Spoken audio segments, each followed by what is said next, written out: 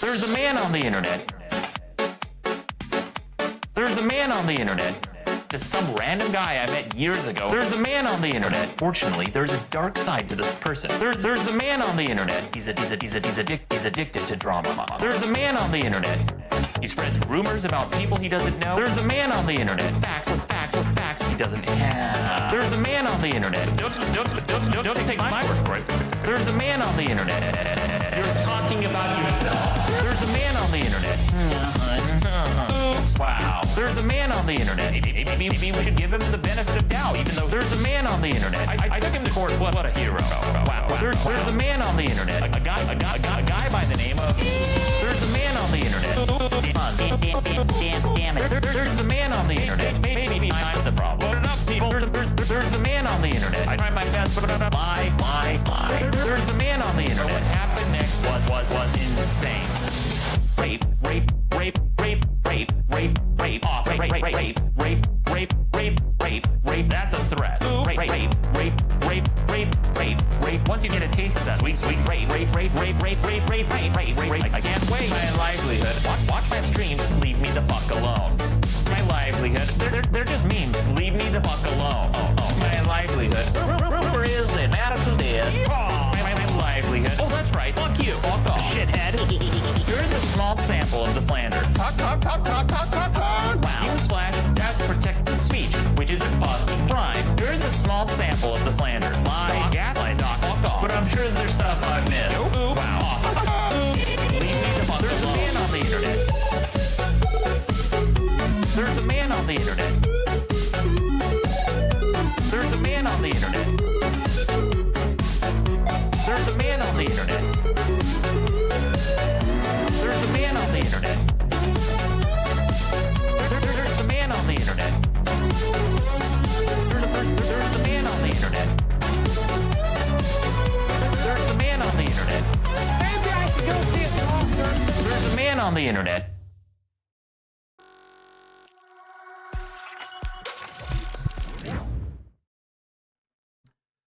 Good evening, chat.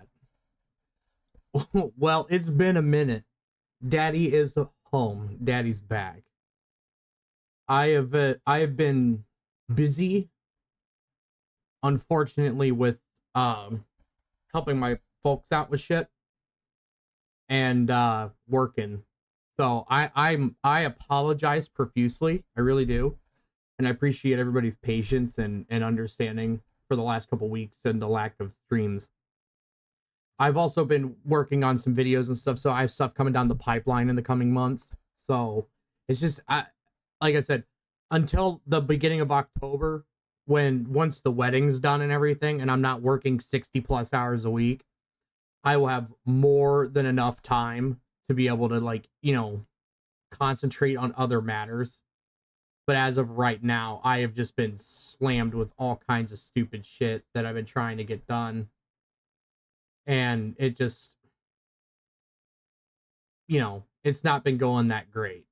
Well, it's been going great, but it's just, I'm feeling the fucking burn. It's been a time, but nobody wants to hear about my bullshit. So I got a jam-packed show tonight. We're going to be having some fun. There has been some interesting stuff that's come out in the last couple weeks, and I'm really excited to talk about some of it. Because, oh boy, it's some pretty interesting shit. So, let me do this.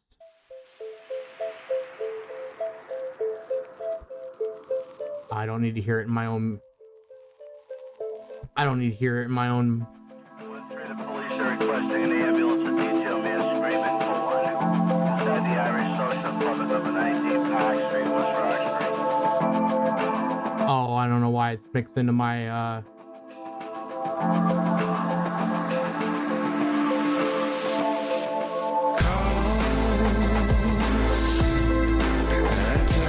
I don't know why it's not doing that. Hold on.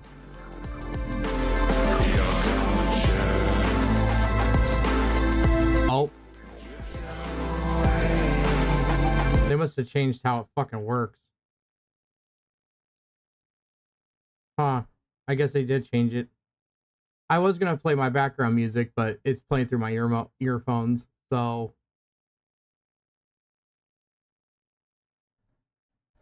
Oh, here we go.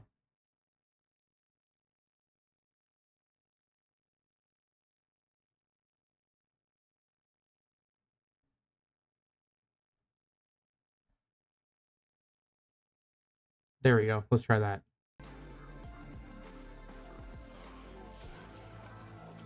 There we go. Now we got it working. Yay.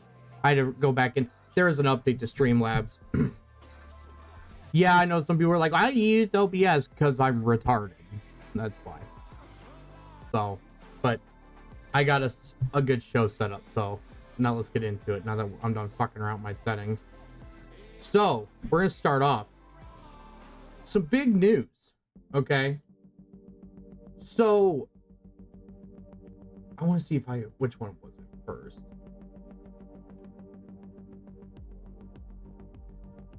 All right, here we go. This will be what I pull up and have. As you can tell by all of my tabs at the top, we have quite the show tonight. So we're starting off with some gun content. Gaming stream will be Saturday. So, for those of you that don't know, they had the UN summit. Like, it's still ongoing, but they have the UN summit right now in Geneva, Switzerland, and they're talking about doing the small arms treaty. Okay, that's back in the news again because Mexico has since failed in the U.S. court, if I remember correctly. But now they're trying to go to the UN with it because so the story behind it is Mexico went to the court, okay, or went to the United States court because Mexico is trying to sue U.S. gun manufacturers for selling guns that get into Mexico illegally. Okay, well, it's not. U.S. gun manufacturers aren't selling them to Mexican citizens, like directly. All right, they're pissed off about the United States government selling guns to the cartel, which that's been proven with Fast and Furious back there in the Obama admin. That's what happened. Well, basically, you have a bunch of illegals coming over here and acquiring guns either secondhand, whatever, where they don't have to do a background check, or stealing shit, or some of them get citizenship and then buy guns legally and then send them over the fucking border. Half dozen, one dozen or another, black market, whatever. So Mexico, because they're a borderline communist cartel narco state shithole, instead of cracking down on the cartel in their country and actually doing something about it, they're gonna whine and cry and have the United States curb its Second Amendment and try to get the Second Amendment taken away so it relieves their crime issues. So my first thing to that is fuck you and fuck off, Mexico. My second thing to that is the U.S. court was like, you guys are retarded, no comprende. No dealio el Juanito, and sent their asses packing. So this is from the NSSF, and they are the Firearm Industry Trade Association. All right, so this is from this year, but this is with some of the context and the backstory in the article about what we're going to be talking about tonight. So the firearms industry members asked the U.S. Supreme Court to review Mexico's $10 billion lawsuit. Firearms industry members targeted by Mexico's $10 billion lawsuit petitioned the U.S. Supreme Court to review the case that seeks to blame them for the harm caused by lawless narco-terrorist drug cartels in Mexico. Mexico's lawsuit also seeks to dictate how firearms are made and sold throughout the United States through a federal court injunction, in effect usurping the role of Congress in 50 state legislatures. The industry defendants in Estados Unidos Mexicanos versus Smith & Wesson brands, LOL, have asked the Supreme Court to consider two questions: whether the lawful production and sale of firearms in the United States is the approximate cause of alleged injuries to the Mexican government stemming from cartel-driven violence, and if that also amounts to aiding and abetting illegal firearm trafficking because Mexico alleges these manufacturers know their products are unlawfully trafficked. That's retarded there. So, and of course, they want $10 billion because that's what it is. The Mexicans want Gibbs. That's all it is. They're gonna sue the manufacturers out of existence, fuck over the United States' Second Amendment clause of its Constitution, and get 10 billion big ones because they can't fucking govern themselves. Maybe Cortez should have, I don't know, finished the fucking job down there.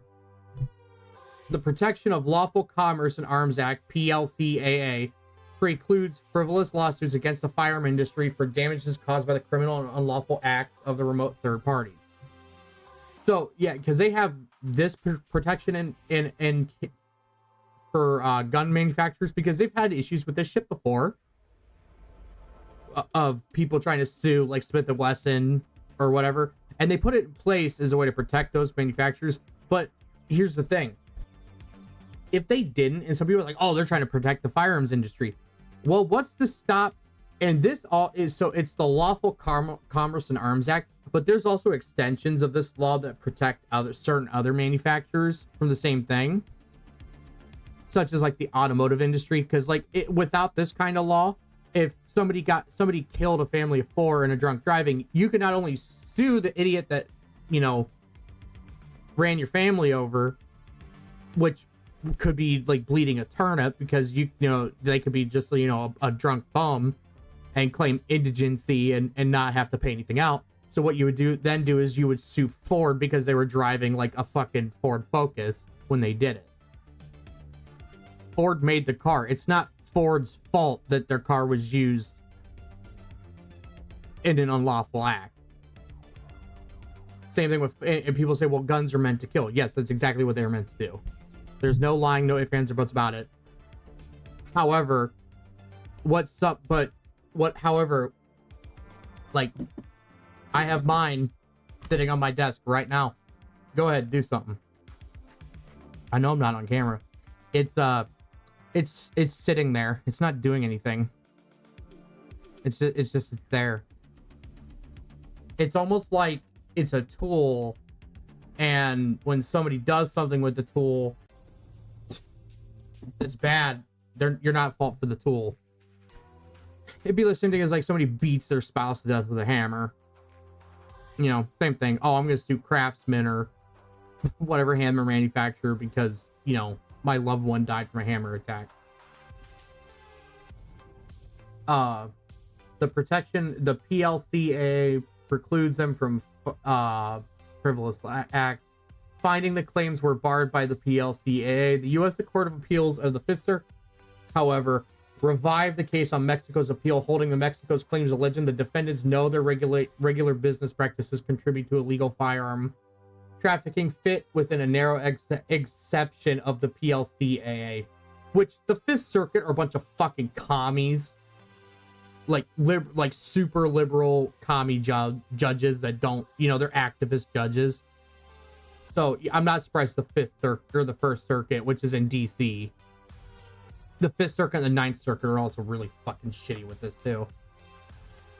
So they opened it back up, saying that there was an exemption, which is bullshit. No, there's not, but, you know, here we go.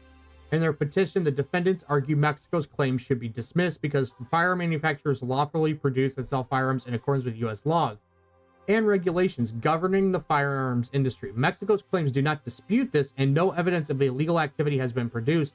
Rather, Mexico argues American firearm manufacturers are liable because they refuse to adopt policies that restrict lawful firearms ownership in the United States. We already have restrictions on lawful firearms ownership, you fucking troglodytes. I'm gonna start saying words here in a minute. You already have to pass background check. If you buy a gun from any kind of like store, even if it's used, a pawn shop, a big box store like Cabela's, or Bass Pro Shop, wherever. I'm trying to like name national brands. I don't really shop at those two that much because they're every once in a while they get good ammo deals, but typically don't. I usually go to like local places.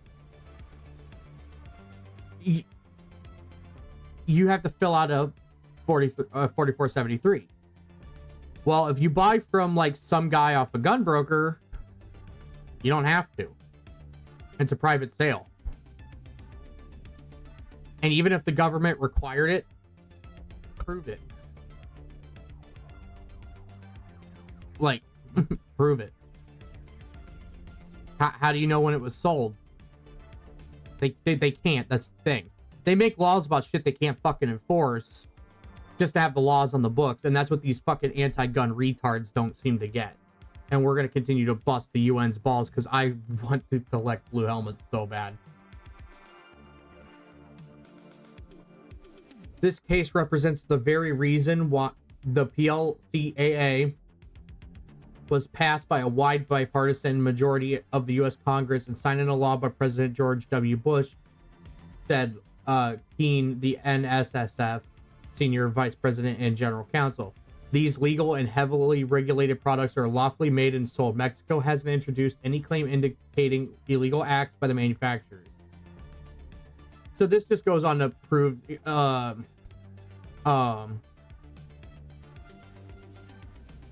basically that Mexico is crying and bitching and pissing and moaning and coping and seething that the United States has freedom and we're not a communist shithole, at least not yet.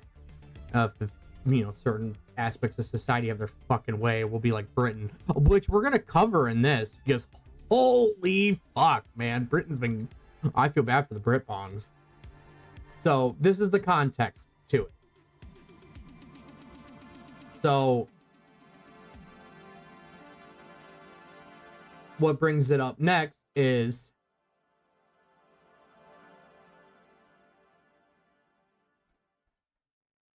I want to talk about this one too. This is every time. I think I talked about this on the last one, but like this was like more of, like the corporate end of it versus governmental end of trying to restrict the Second Amendment. I was going to talk a little bit more about that. I already covered it. I remembered. So this is what brings us to today. The National Association for Gun Rights, or NAGR, is they're known. They are in Geneva, Switzerland for. So I'll just read the article. NAGR defends universal gun rights at the UN conference in Geneva, Switzerland. Cool. You don't see the fucking, to my knowledge, prove me if I'm wrong, you don't see the FPC who always talk about, bluster on Twitter for shit. You never see them go to the Geneva to do this shit. You never see the fucking NRA anymore do this shit. Say what you will, a lot of those big 3-letter or 4-letter agencies are fucking grifts, in my opinion. Look for more volunteer-based organizations. They typically don't squander your money on stupid shit like cam whores. And they're a little bit more, honest with what they do. However, I have a bit of a soft spot for NAGR because they actually do shit. They actually have lawyers under, to at least from what I've been able to find, lawyers that are a part of their organization and actually seek out, and all the top people are gun owners. That's like a big thing too, is like you have like top people in some of these organizations that have never even held a firearm, let alone own one, and they're running like a firearms advocacy group. What? It's a fucking grift. If you can't tell the difference between an AR-15 and an AR-10, then maybe you shouldn't be at the head of a fucking firearms advocacy group. Just saying. Because they don't have the technical knowledge that when it comes to firearms and how they could be applied to the law. That's like why, for instance, I love Fudbusters. Matt LaRosiere, he does like Fudbusters, Fud Blasters, This Week in Guns. Awesome fucking podcast. Pretty libertarian, but he's not fucking dumb. at all. And I love his show. I've been watching his stuff for years now at this point. I watch This Week in Guns every week religiously, and I genuinely enjoy the show, and it's very informative. Just plugging them, highly recommend them. You can find them on Twitter, and then they do like honest gun reviews where they're not just shilling a product, and it's actually pretty entertaining. But going back to this, the National Association for Gun Rights defends universal gun rights at the United Nations Arms Trade Treaty Conference in Geneva, Switzerland today. This is from yesterday. The 10th Conference of the States Parties to the Arms Trade Treaty, CSP-10, is gathering of representatives and ambassadors from dozens of nations and NGOs from around the world to discuss the UN Arms Trade Treaty and its implementation. The National Association for Gun Rights has studied and followed the ATT since its inception and recognizes the threat it poses to the citizen ownership of firearms. Speaking before the conference Tuesday, NAGR President Dudley Brown criticized, aka Gun Daddy, criticized the treaty, saying respectfully, while many here call for the universalization of the ATT, we have the opposite approach when considering the application of small arms control within a national framework. NAGR maintains that citizens cannot be legitimately disarmed without just and due cause by any nation state, Brown said. I agree with Moses, however, without just and due cause, that can be questionable to me. Going to jail for a tax crime does not mean, in my eyes, that you lose your Second Amendment rights. Especially like if it's a non-violent felony. Now, if you murdered somebody, yeah. I've always been a proponent of, if you go to jail, and when you get out of jail, your rights should be reinstated. Now, obviously with context to what you did, if you like your nuance to your history and everything else. However, my thought process is, well, if you're deemed not a danger to be out on the streets, then you should have your rights back. Especially if you committed like a white collar felony like tax evasion. I mean, that's just your constitutional duty. That's your civic moral duty to do that. I'm kidding. You know, wink. That's your, you know, I don't think you should lose your Second Amendment rights because you decided not to pay Uncle Sam. Uncle Sam thinks you should. And, oh, by the way, today marks the 32nd, speaking of not paying Uncle Sam his due, today is the 32nd anniversary of Ruby Ridge. Oh, we're going to be talking about that. I hope there's some people that aren't familiar with it, because I'm about to drop the biggest red pill fucking possible on it. 2024 marks the 10-year anniversary of the treaty entering into force, with some 115 countries now being parties to the treaty. After listening to 2 long days of gun control whining, it was our turn to bring your voice to the globalist gun grabbers. So, I'm not super familiar with what the National Arms Treaty is. I know that it has to do with import, export, and there's a few other things. Not super familiar with it. I know that it doesn't supersede American law in a lot of cases. Like, they want to implement this in the United States. The UN does. Fuck you, no. I don't want to have some bureaucrat asshole from Austria, a half of the world away, telling me what I can and can't do. Fuck you. So, we're gonna listen to his address because it was pretty fucking great. So,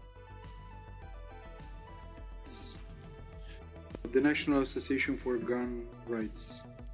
Thank you, Mr. President. Currently, the U.S. is home to more than 500 million civilian-owned firearms, based 10% of which could be defined as assault rifles.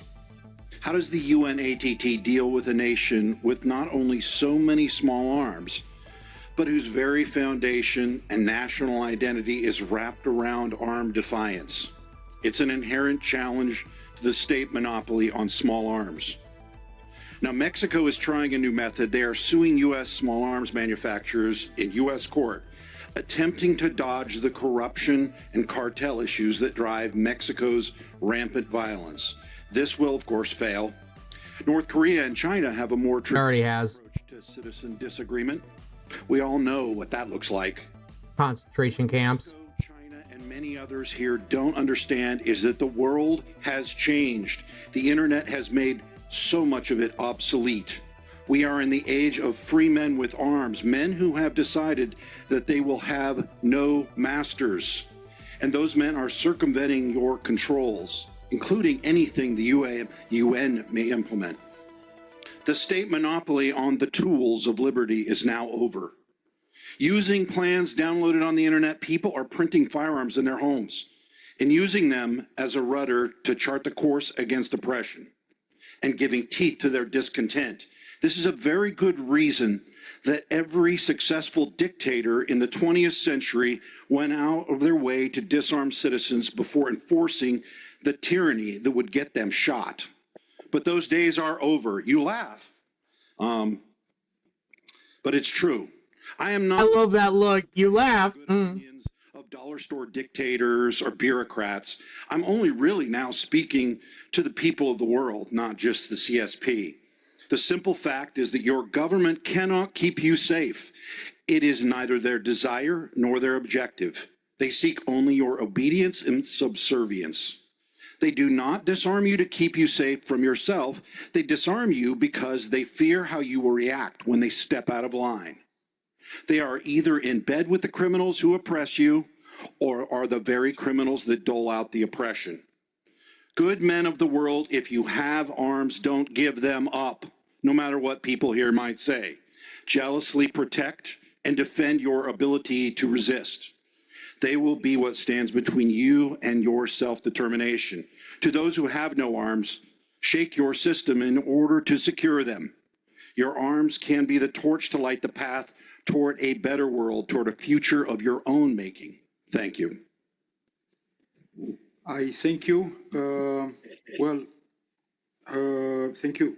What should I say? I mean, it's a free world. As a proof, you can speak, and this is clear. I was smiling, not laughing, because given my physical position, I could see how many eyebrows you raised in the room. So everybody was looking here on the screen behind me, which was, of course, it made me smile. I looked for the footage to try to see. I was unsuccessful in finding it. I wanted to see what he was talking about, the president guy there, of the footage of people's reactions, because I love how he directly calls out China and the UN, as well as Mexico. I mean, he that was succinct, to the point, and a fantastic speech, in my opinion. Props, massive props to NAGR, and in particular Dudley Brown. I will also now be shilling. If you want to follow them, this is NAGR's page on Twitter, and this is Dudley Brown, who is the leader of National Gun Rights. So I really dig what I don't agree with every single thing Dudley Brown says, but I agree with quite a bit of it. I think he's great. I also got Daddy to notice me with this little interaction. I was quite proud of it. So somebody asked, Jumbo Shrimp here asked, he goes, "Who's the Sigma Bale in the back?" Talking about this. He goes, "Sir, that's a chud." Hell yeah, brother. Chud buds rise up. And not only did the NAGR Twitter like it, but also Dudley Brown actually went on his own account and liked it too. So I was quite proud of that. So, here we go. So I also have this. This was what he was talking about. This is the UN Chronicle from the UN directly. This is their small arms treaty thing. And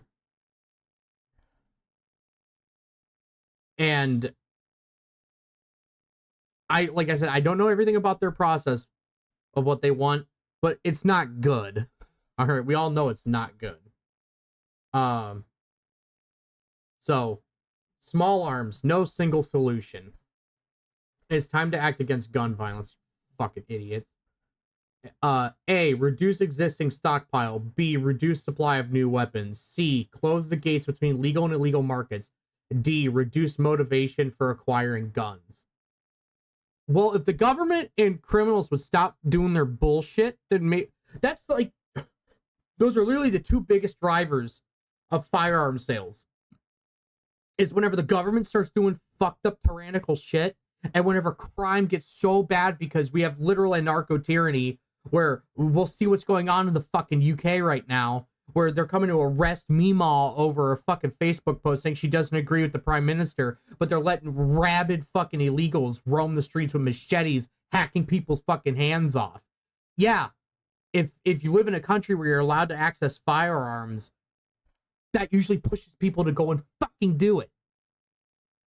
Oh, I'm so glad I took my fucking migraine meds before this stream, because I can already tell I'm gonna need a smoke after this. 1,000 people die each day from gunshot wounds, and 3 times as many are left with severe injuries. If that's worldwide, then we're doing pretty fucking good. How many people die every day from car accidents worldwide? But you don't see them. Well, I shouldn't say that. We're gonna be talking about ULEZ.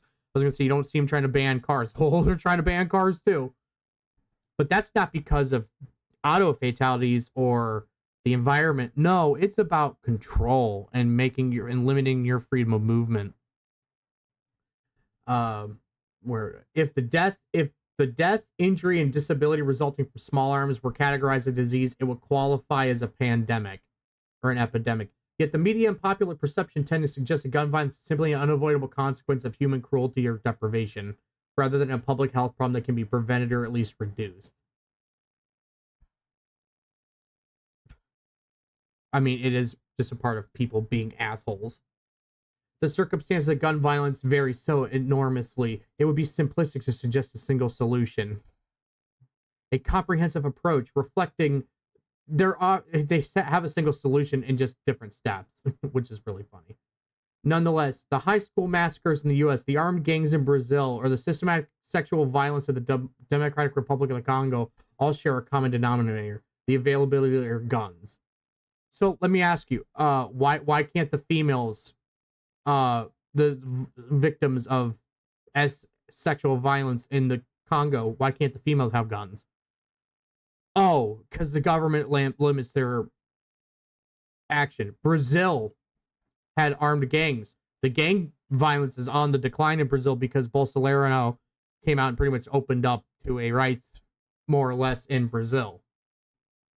And the school massacres, that's just this generational time. It's just this generation's version of serial killers. It's spree killings. That's all it is. It's like when people always talk about like how the 20th century had a fuckload of serial killers. It's like the same thing with spree killings.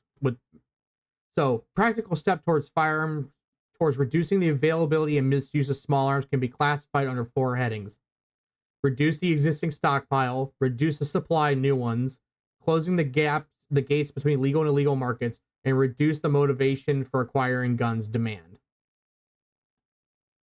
Oh boy. Oh. All right.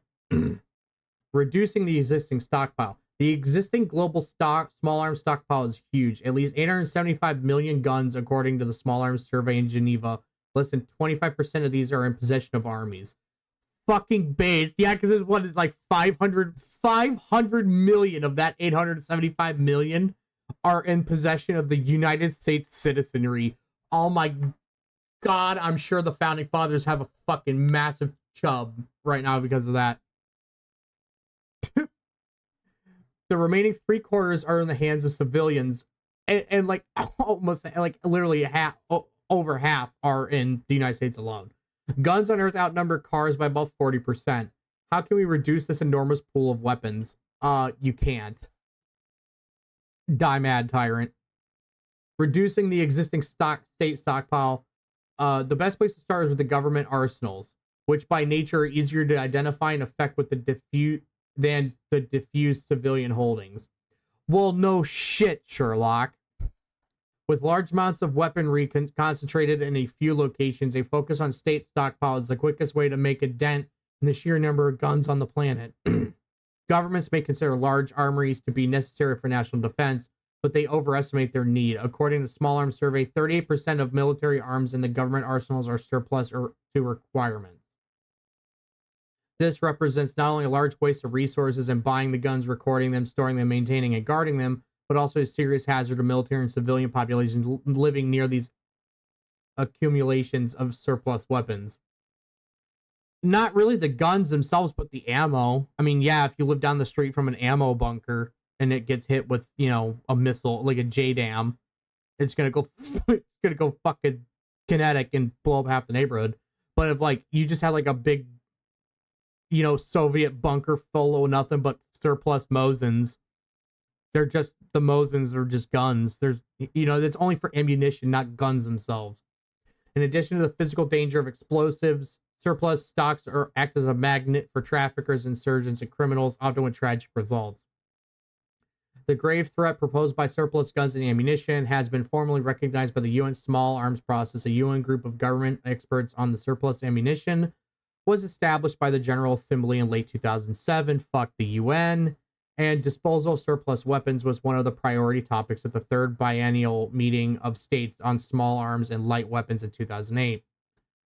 Reducing the existing civilian stockpile. Disarming civilian populations is more difficult than disarming governments. Nevertheless, it is arguably more necessary. Is it? Is it? Given that civilians constitute the overwhelming majority of not only gun owners, but also the victims of perpetrators of gun violence.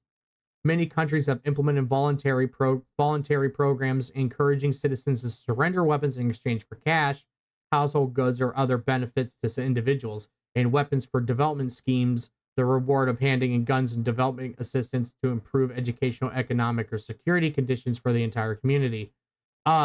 Your security conditions, your best security condition is your fucking firearm, because the government will not come and help you. When seconds count, they are minutes away. They will not come and help you. Look what happened during fucking COVID. That should have been a massive fucking wake-up call for everybody watching. For everybody. Look what happened during COVID. Just a little aside. Rant time. During COVID, they told you weren't allowed to go outside. Look at what Tim Walz did during COVID in the BLM riots, too. Where they were shooting, you know, where he had the National Guard going neighborhood to neighborhood, telling people to go inside and then shooting less than lethals at them, paintballs and shit. Even though they were just outside, they weren't anywhere near any of the violence or anything. They were just sitting out on their fucking porch having a coffee. That's Tim Walz. That's, you know, the Democrat nominee for you know, Kamala Harris. Just fucking remember that. So during COVID, they wouldn't let you outside. They wouldn't let you go anywhere under threat of whatever fucking bullshit charge they could think of. You weren't allowed to go to work. And when you're not allowed to go anywhere, not allowed to go to work, not allowed to do anything, when people ask, well, I still have bills to pay, can I have a stimulus? I.e., give me my stimmy check. And the government was like, oh, well, we're too busy sending billions to Israel and the Ukraine, and we can't really be bothered to give you $1,400. Sorry. And they left a lot of people out, fucked a lot of people over, and it was a fight to get just that. Now, I was lucky. I work in a career field where I got laid off for like a month, but I had enough in savings where, and then I got, you know, the unemployment assistance, because you bet your fucking ass. Did I need it? No, not really. I could have survived off my savings. But you know what? I pay fucking taxes, and when the government's telling me I'm not allowed to work, you bet your ass I'm filing for unemployment. And I milked that every fucking step of the way until I went back to work. Fuck yeah, I did. And I have no qualms about it. So I actually used a lot, and I used my stimmy check to go buy another AR. LOL. Thanks for funding my gun habit, Uncle Sam. So, but the government left people out high and dry. So that should be enough of your of a fucking wake up call. I mean, a lot of people saw it. Because when time gets tough and starts to hit the fan, the government is not coming to help you. If anything, they will actively fucking destroy you if they think it's to their benefit. They will actively go against you. Just something to consider. The success of voluntary collection has been varied around the world. Ad hoc local initiatives in U.S. cities have mostly recovered small amounts of guns. Larger quantities tend to be recovered where the collection part of a coherent national policy where the people perceive that local security is improving. Obligatory weapons collection programs also have mixed results, aka confiscation. Australia and Brazil removed huge numbers of guns from circulation. 650,000 and 450,000 respectively were programs based on dual incentive, a cash compensation and legislative change making it harder to qualify to own guns legally. The matter meant that many owners faced the possibility of being in illegal possession of their previously legal weapons if they kept them after the buyback.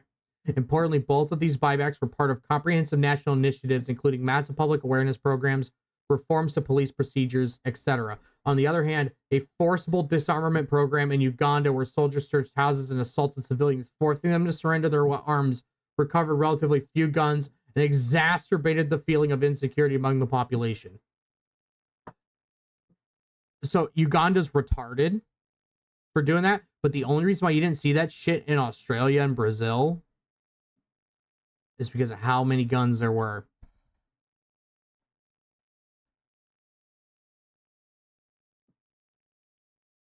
That's the only reason.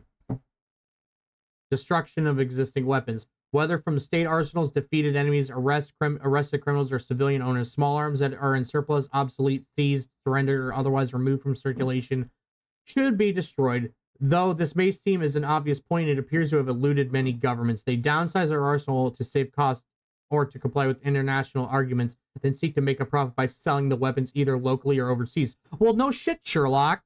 Look at all the Beretta 92s that hit the fucking civilian market recently.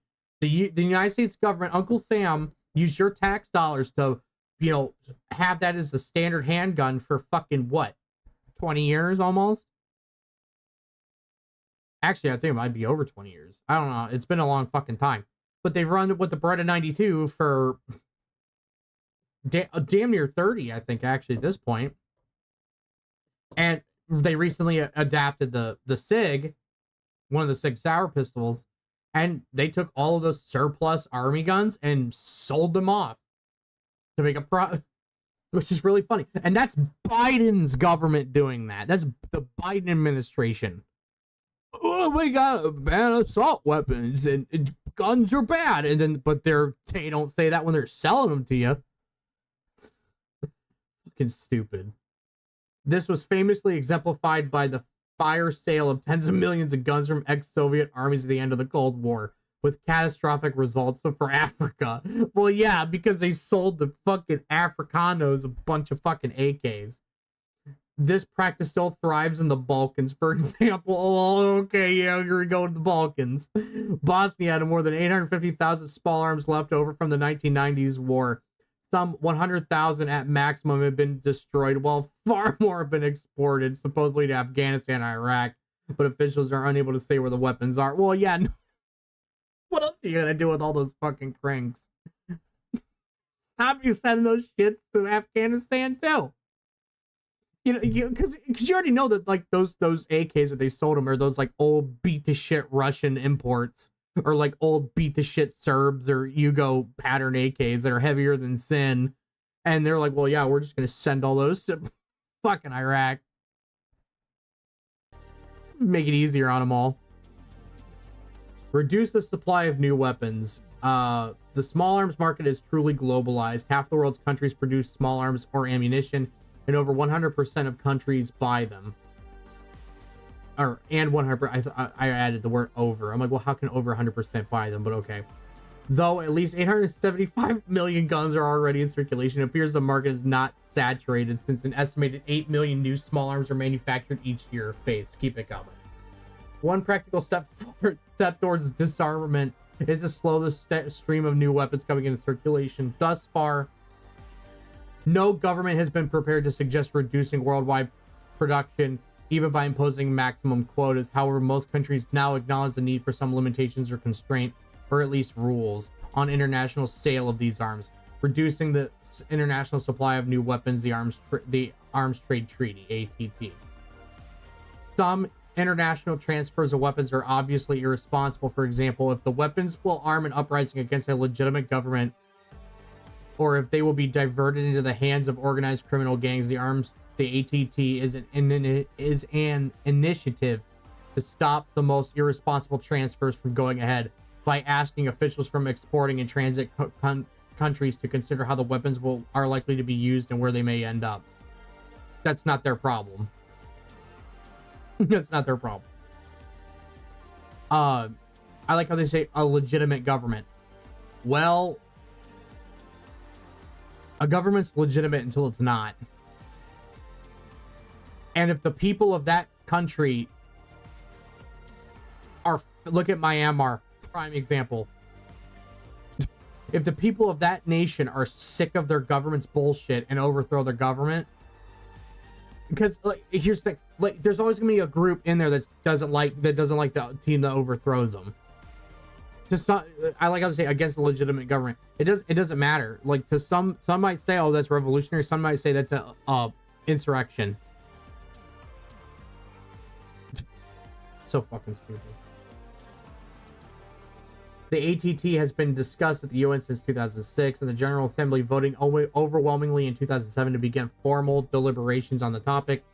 Member states are currently engaged in that deliberation process known as the Open-Ended Work Group, OWEG, met in March and again in July 2009, and will meet 4 more times over the next 2 years. The eventual outcome should be a legally binding treaty enumerating criteria for refusing an international sale or transfer of weapons. I wonder if the U.S. signed it. I don't think they ever did. The U.S. doesn't sign fucking the U.S. I love it though, because the U.S. goes to it and they'll be like, oh yeah, this is good, and then don't sign it because they're like, no, fuck you. I love it. It's like, as much as I fucking hate the federal government, like the balls they have to do shit like that is so fucking funny to me. They're like, yeah, you guys should limit your stockpile, or are you gonna sign it? Fuck no. You guys are fucking retarded if you think we're signing that paper. And even if we do, we're gonna just completely fucking ignore it anyways. What are you gonna do? What is Europe realistically gonna do? Well, there's fucking tariffs. Okay, fine, then we pull back NATO. We pull back our NATO forces and our NATO support because we're funding these countries, essentially. We pull our support. I love it. It's such a fucking joke to me. The contentious question will be the global standard should be, or how it should be expressed. A few criteria are easy to agree. For example, if the buyer's country is under a UN arms embargo, an arms transfer should be refused. But if the buyer is located across the border in a country neighboring an embargo zone, proximity creates risk of diversion. But does that mean the buyer's request should be refused? No. What if the embargo is not imposed by the UN, but by specific state or groups of states, e.g. the EU? Should the ATT require other countries to refuse the sale? No. All states agree that the weapon should not be supplied to terrorists, but under whose definition of terrorists? The UN is so ineffective in everything it does. It's so fucking retarded. In addition to the matter of which arms should be covered by the treaty, some states want to fall back on convenient formula provided by the UN Register of Conventional Arms, but is not comprehensive. I don't really give a shit about some countries have opposed the inclusion. Oh, wait, hold on. I see a human rights in quotations. Let's go on here. Under the banner of Control Arms campaign, thousands of civil society groups around the world are campaigning for an ATT based squarely in the protection of human rights and human security. We are pushing for a treaty that will link each arms transfer decision with states' existing obligations under international law. This means the transfer should be blocked if there is a substantial risk to those arms we will be used in serious violations of international human rights or humanitarian law. In principle, this proposal should not be controversial since all member states have already agreed to uphold the provisions of the UN Charter, the Universal Declaration of Human Rights, and the Geneva Conventions. Geneva Conventions, more like Geneva Suggestions. However, most states have previously not considered these obligations to be related to the decision about arms transfers. Well, no shit. Because when you're selling guns to take care of your enemy, you really don't give a flying fuck about their human rights, now do you? Some countries have opposed the inclusion of the phrase human rights. Name the countries. I want to see if they're named in here. They're probably not. In the treaty, fearing that the phrase will arbitrarily apply to the block of their acquisition of weapons for legitimate military or police use. Oh, that's probably China, because, they really like putting Uyghur Muslims in death camps. No need to fear, as the UN Charter protects such legitimate acquisitions. Meanwhile, some Western countries have argued against the phrase, as it makes it difficult to get an agreement. Of course, it would be much easier, oh my god, to get an agreement on a weak treaty than a strong one, because a weak treaty would not require much change in the country's existing policies, and a weak treaty would still have some symbolic value.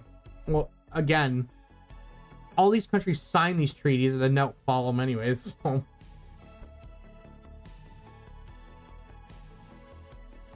Sorry, no. Mass killings, intimidation, and torture are real, not symbolic. Only a strong, comprehensive base explicitly on international legal obligations will be sufficient to prevent such abuses and reduce the supply of new weapons to the abusers. How fucking long this bitch can really write, can't she? Reducing domestic supply of new weapons. While most countries permit civilian ownership of small arms, they're at the same time seeking to contain it to moderate levels. And what is considered a moderate or acceptable level of gun ownership in society is coming increasingly under scrutiny as governments recognize the need to strengthen their gun laws. Yeah, because the governments are increasingly doing tyrannical shit, as we'll hurry up and see here shortly.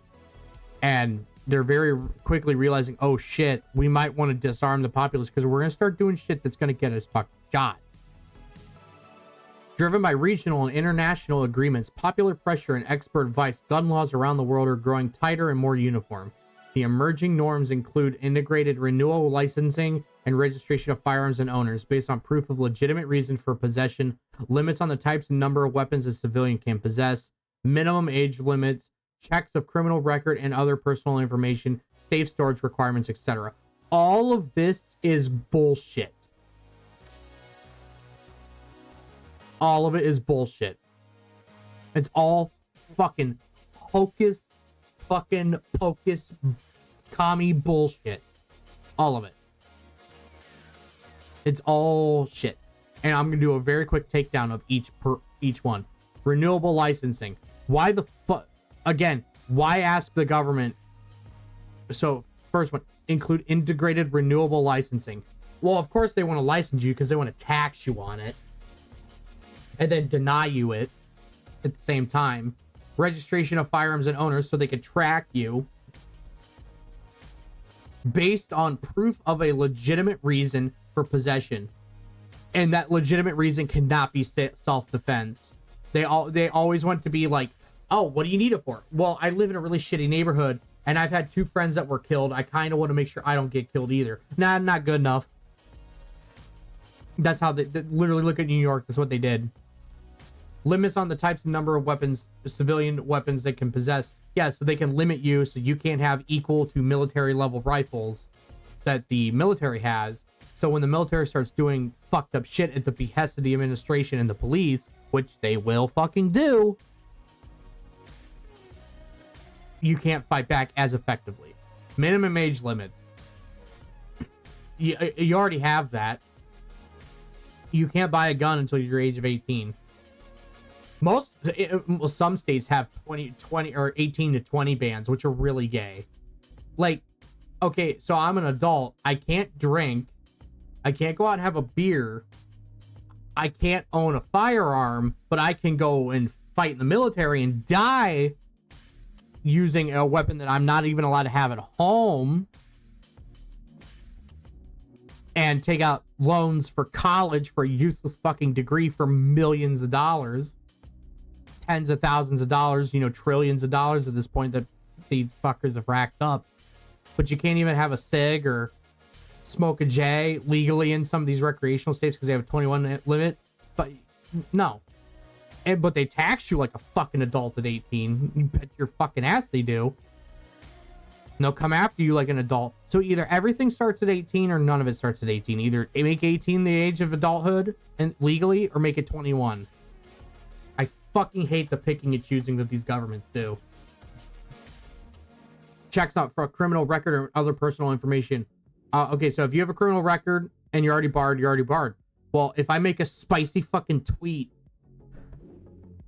on fucking X, I shouldn't, that doesn't, you know, freedom of speech, that doesn't prerequisite my guns getting taken away. It stays safe storage requirements. How do you enforce the safe storage? Because here's the thing, the only time you would get charged with safe storage requirements is after the event fucking happens. You get charged with it after it happens. It doesn't actually fucking prevent anything. Because how would they check to see if it would prevent something? Are they going to come into your house and fucking check? It's such a bullshit law. As the new laws reduce the proportion of the population legally entitled to buy or possess arms, as well as the number of each licensee can own, the flow of new weapons into the country will slow. Yeah, fuck you, you fucking tyrant.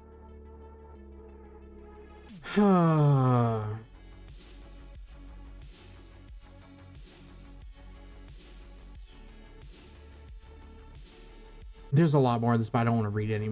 I really don't want to read the rest of it because there's so much here. So basically, they want to make it, you know. Here, look. I don't care about closing the legal market because I already know what they're gonna do. Is like, oh, actually, no, fuck it. We might as well just read the whole fucking thing, I guess. In relation to small arms, a crucial step towards disarmament is to recognize the link between legal and illegal domains. The stock of illegal small arms is actually a stock of formerly legal. There's the magic fucking words right there. There's the magic fucking words. This is because almost all small arms in the world were produced legally, manufactured in factories authorized and often owned by national government. Yeah, shocker. But there you go. To stop the illegal firearms, they're going to come after the legal firearms. The ultimate goal is no guns, so the state can have a monopoly on force.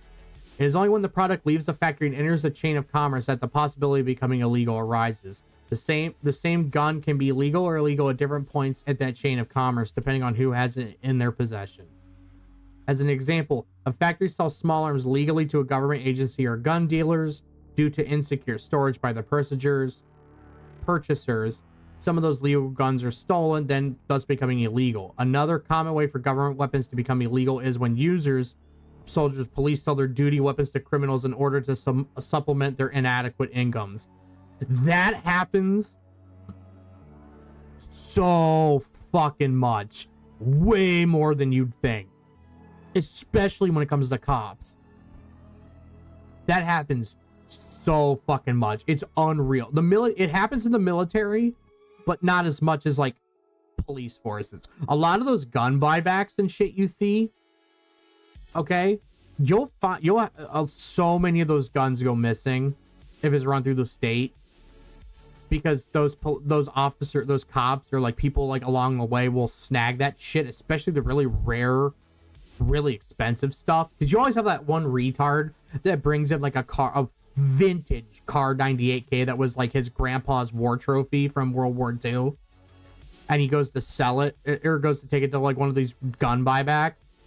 For, you know, he gives him this beautiful car that he could probably sell for 10 grand for a fucking toaster because he's a fucking idiot.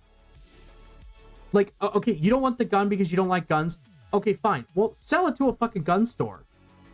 And I know their principle is like, well, guns are bad.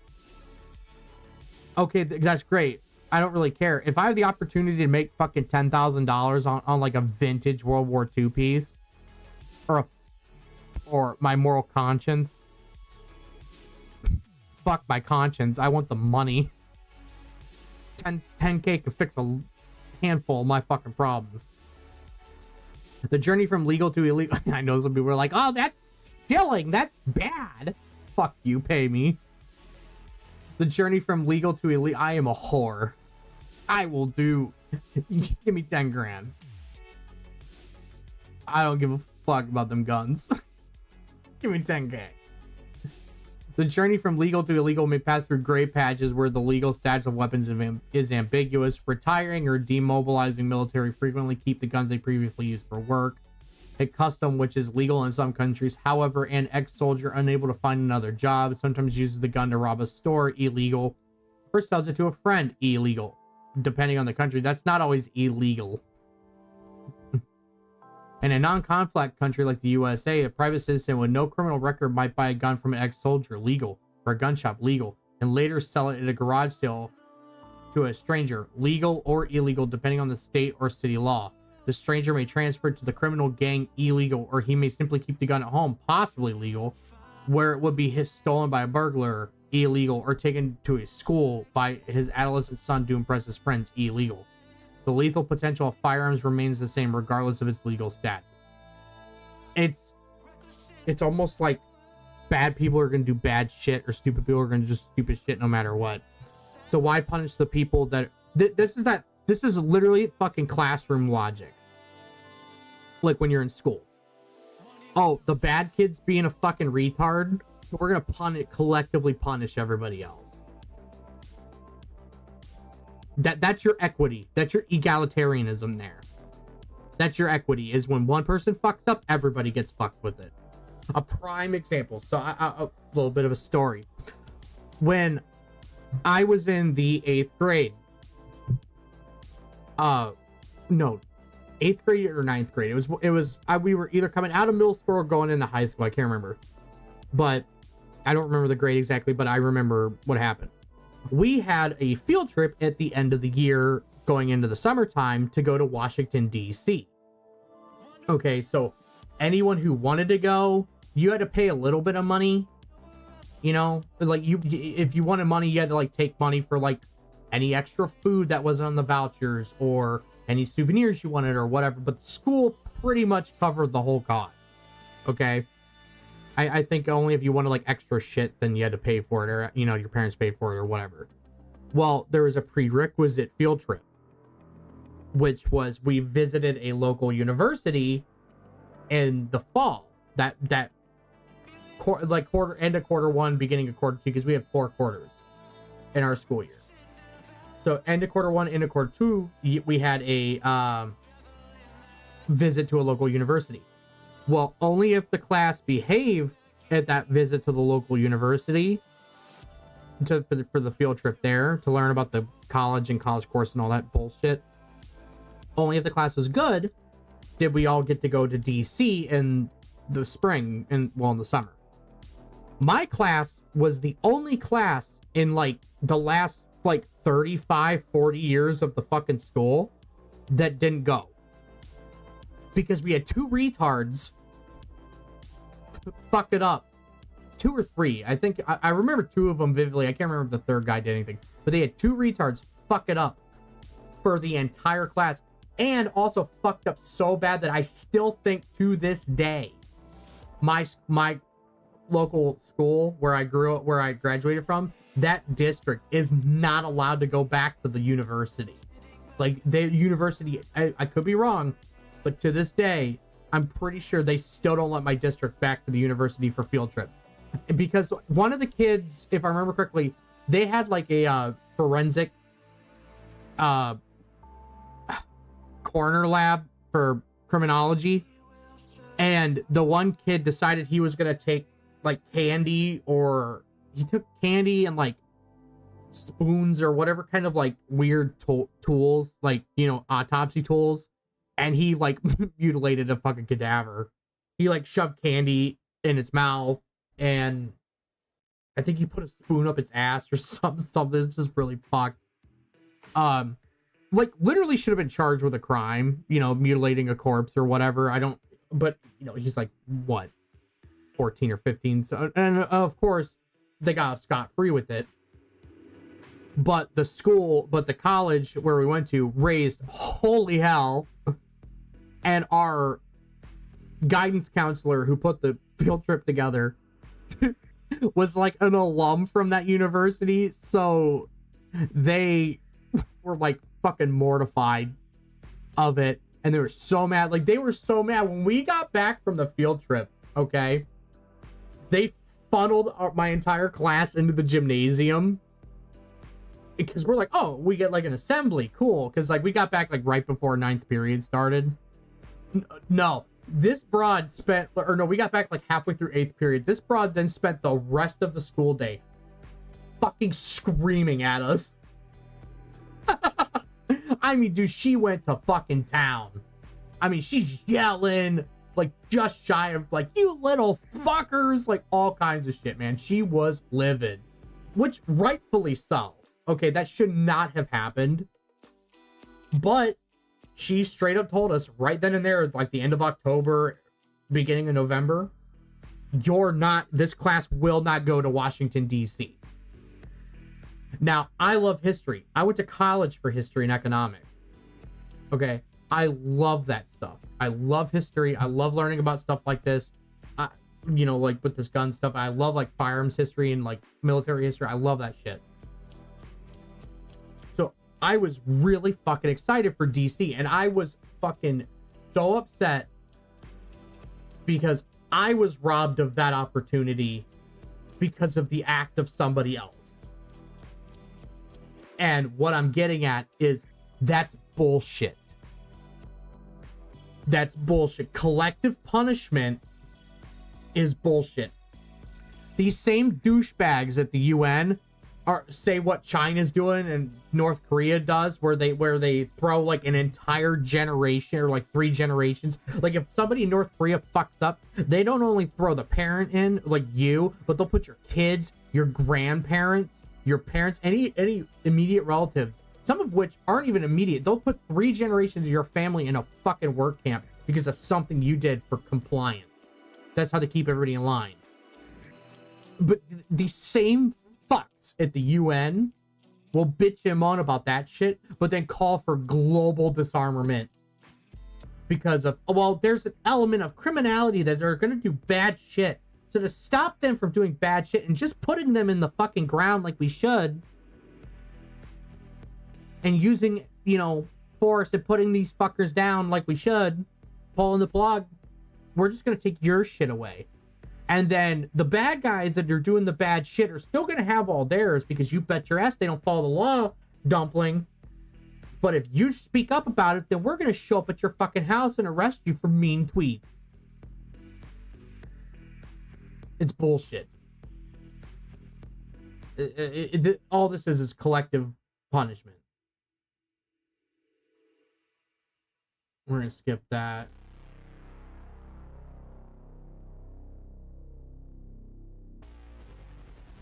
Oof.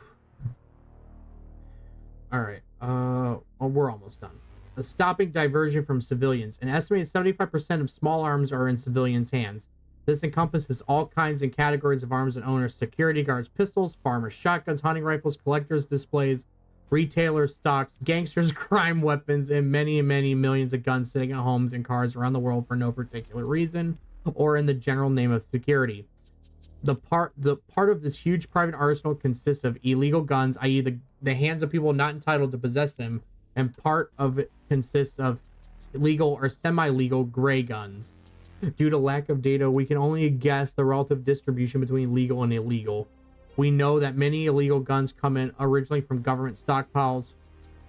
Others come from private owners, either deliberately through trafficking or unintentionally through loss, theft, or private transfers. Globally, the private civilian stockpile is less accountable, far less strictly guarded, and 3 times as plentiful as the state counterpart. All qualities to support easy diversion of weapons to the illegal sector. Well, yeah, that's kind of the whole fucking point. Fed, we don't want you blue helmet fucks to know. That's kind of the whole goddamn point.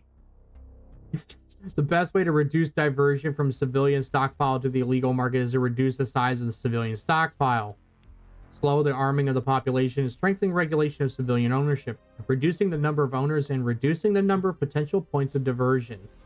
strengthening controls make it much harder for guns to migrate into the criminal market. For example, a regulatory framework without firearm regulation enables the owner to sell the weapon to a private user easily, without having to consider whether the buyer is legally authorized to acquire it.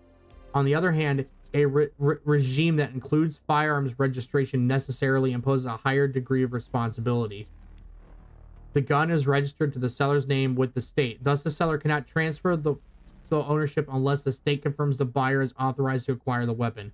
This measure, firearm registration, and perhaps the most effective tool is stopping diversion of illegal small arms from civilians. Fuck you, no. Because I know what some people are saying. Well, you have to do that for cars. No, actually, you don't. I can go to my neighbor right now and sell him my fucking car, and he can buy my fucking car and do whatever the fuck he wants with it, and he doesn't have to have a license. Or, I mean, like, he could register if he wants to drive it on the road. Yeah, he could do that, but you don't. Not just to sell it, just to possess it. He doesn't have to register it. You know how many people have like farm vehicles that they buy that they don't actually register or have insurance on, that they have just for like farm vehicles? It's actually quite a lot. So this is a control thing, and they're like, oh, it'll help stem it. Not really, no, because guess what? You can just fucking ignore it.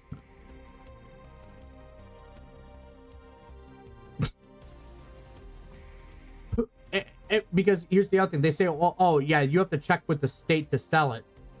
Who's going to pay for that?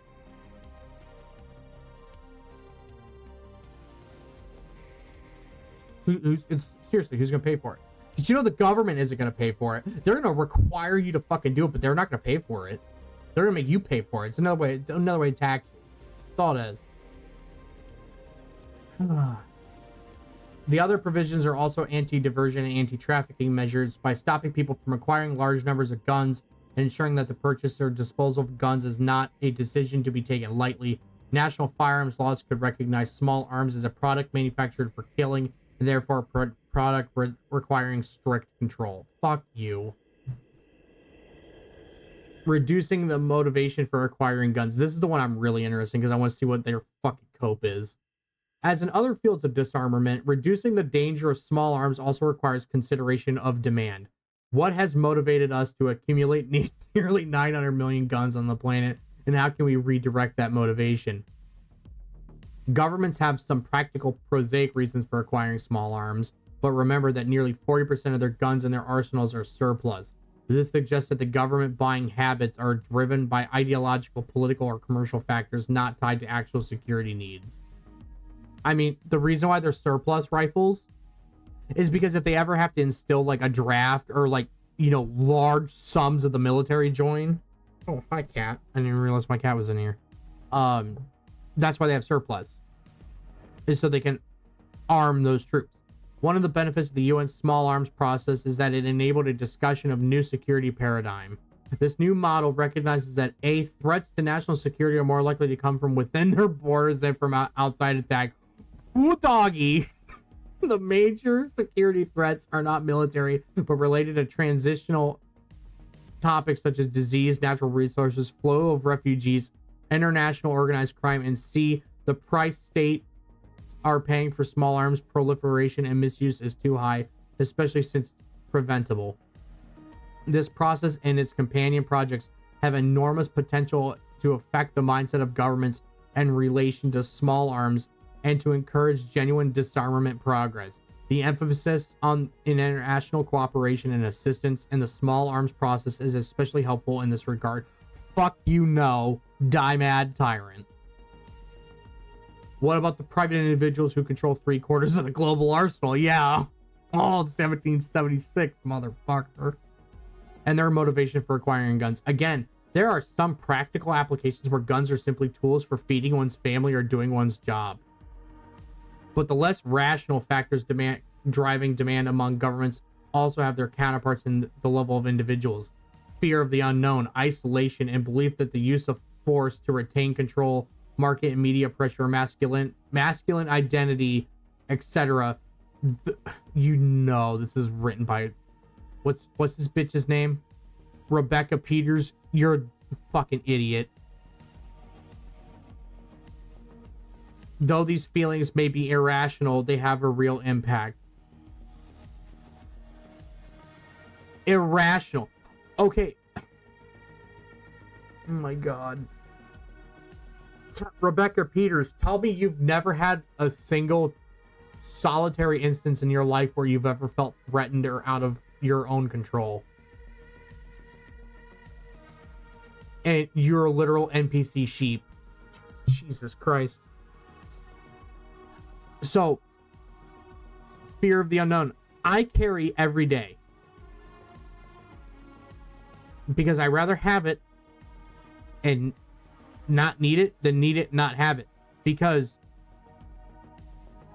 there are some areas of my state that are run by fucking Democrats that are literal incestuous, cesspool hellspawn shitscapes. Like tent city, like fucking California, where you have literal, like, fent zombies straddling around in broad daylight. I can't wait for winter. It'll fucking finish a lot of them off. But, those people tend to like to accost you for shit. And sometimes they like to, stabby on occasion. Me carrying one because I don't want to get stabbed by a fent zombie is not irrational. Does it have a fairly low likelihood? Yeah, because I typically don't put myself in that situation. But the fent zombie is gonna fucking fent zombie is gonna fent zombie, and he's gonna go after who he thinks he can go after. There's no rhyme or reason to him. That's why he's a zombie.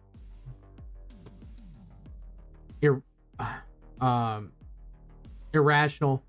When translated into gun ownership, they create insecurity for households, communities, and countries as a whole. Paradoxically, the people buying firearms because they feel insecure, the result is more insecurity. That's such a literally bullshit. That is literally bullshit. So,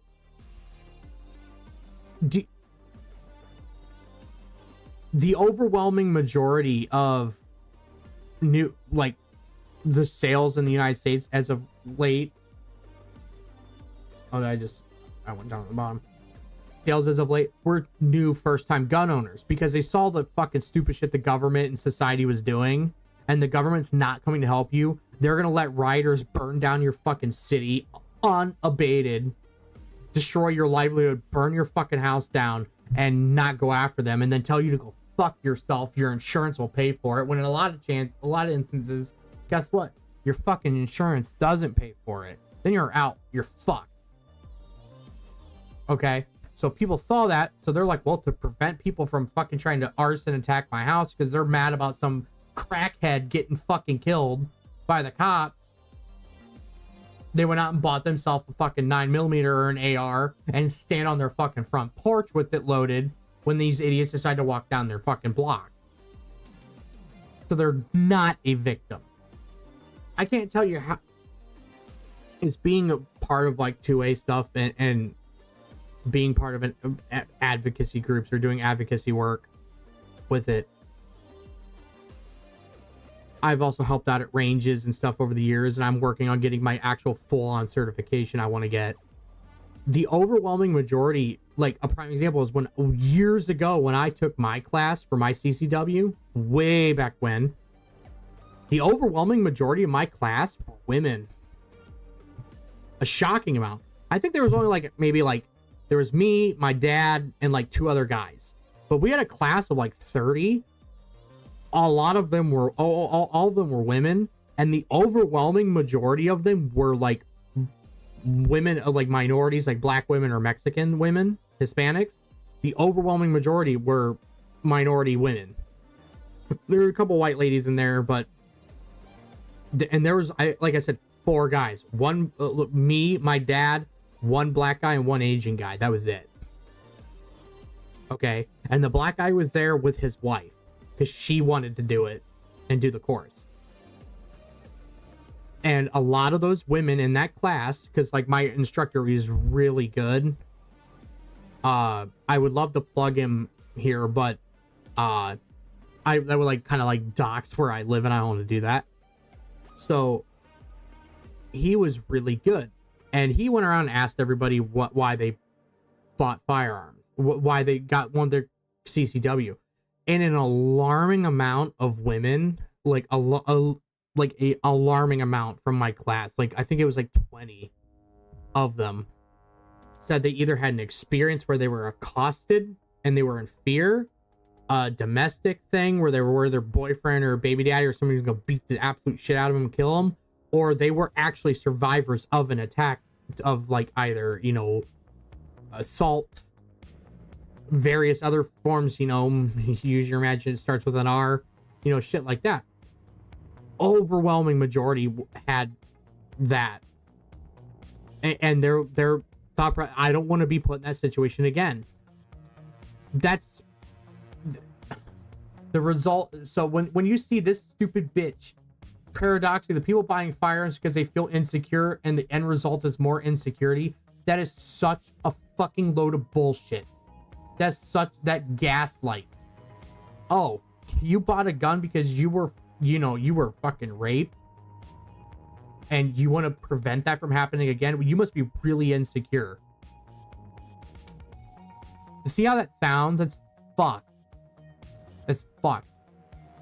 And I have, in the groups I advocate for the hardest for doing guns are particularly women.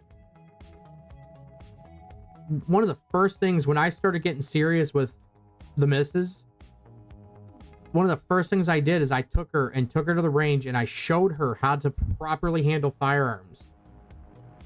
All right. She knows what she likes to do. She's actually a pretty good shot. And I want to make her do her, hold on. Sorry. My cat wants out.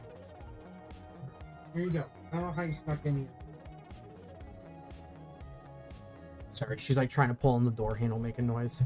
But I took my fiance, you know, soon to be wife, and I was like, I want you to learn how to do this, because at the time she was an ambulance operator, like a driver, she was a paramedic, and she used to work really fucked up shifts, and where she worked was a shitty area where her station was, and I was always worried that she was going to get attacked or something would happen, because for those of you that don't know, when you're a paramedic, typically ambulances only work on like 12, 24, or like 36-hour shifts or something like that. Like they're either 12-hour shifts, 24-hour shifts, or 36-hour shifts. That's like what they typically work. But the minimum's 12. Well, if she started at 6 in the morning, she would get done at 6 at night. That's not typically a problem. But a lot of the times she wouldn't start until noon and get off at midnight. Or for a while there, she was working nights where she would get off at, or where she'd go in at 8 o'clock or 9 o'clock at night and get off at 9 o'clock in the morning. Or the really fucked up ones are when they made her come in and work a mandatory shift where she started at 1 o'clock in the afternoon. She's getting off at 1 or 2 in the morning. That's if she got off on time, which is rare. She never got off on her 12 ever. She might start at 6 a.m. and is supposed to be off by 6 p.m., but she'd get off at 10 or 11 at night. So I made her learn and carry. And she knows where I have firearms stashed around my house. She knows where they're all at and how to access them and how to use every single one of them proficiently. I force her. She likes to go, but she doesn't like going to the range as much as I do, but I force her to go a lot of the times. And so we'll finish this up. The single most important step towards reducing demand for small arms is enhanced security, both in reality and the perception, strengthening security. I like how they say in reality and the perception. You don't have to worry about the perception if you actually fucking do it. But here's the thing. Again, Ben Franklin said it. Those who give up liberty for security deserve neither and will get neither. Fucking the amount of gaslighting. Strengthening security depends primarily on states and their policies to address the root causes of insecurity relating to poverty, health, human rights, criminal and social justice. Improving perceptions of security involves many additional actors, including civil society and the media. Policies to reduce gun ownership provide benefits to both fronts, increasing both actual and perceived security. Since the reason people want to have guns is because other people have them, reducing the level of small arms proliferation is crucial in interrupting the spiral of insecurity. Fuck you, you fucking cunt.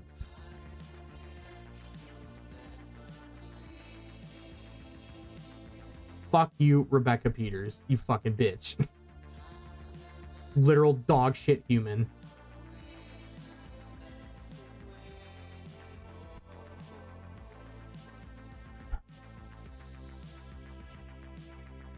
So now that I went on a rant, I'm gonna show you, I'm gonna give you a handful of reasonings as to why you need firearms and why we'll keep them before we get into the fun stuff.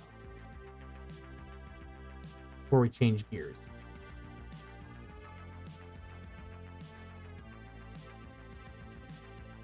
So, but before I do that, we're gonna take a 5-minute break. Okay? I need to go get something to drink because my throat is fucking dry from that. Because I have a 3rd grade reading level and that's really hard for me to do. So we'll have a 5-minute break. When we come back, we're gonna look at some examples as to why you need your Second Amendment. Then we're gonna watch the Brit Bongs fight back with the Blade Runners cutting down ULEZ shit, and I'll explain that. Then I have a really good treat. We have 18 minutes of the body cam footage of the arrest of Chris Chan. That was released like a couple days ago. Some of you might have already seen it. I want to watch it. I've not seen it. Dude, I want him to mention the interdimensional fucking dimensional rifts and shit. I wanted to do just full fucking schizo. I already know. I'm already pretty sure he doesn't get tased or anything because I didn't see people talking about it, which I'm kind of just. I wanted to watch him get tased too. That would have been really funny. But I want him to talk about like his like bubblegum fucked up cursed medallion and all kinds of other shit. So I really want to talk about that stuff. But we'll talk about that when we get back. That's what's coming up next. Then we'll call it a night. So give me a few minutes, guys. I'm gonna. Oh, I don't know what that is. I don't know what that is.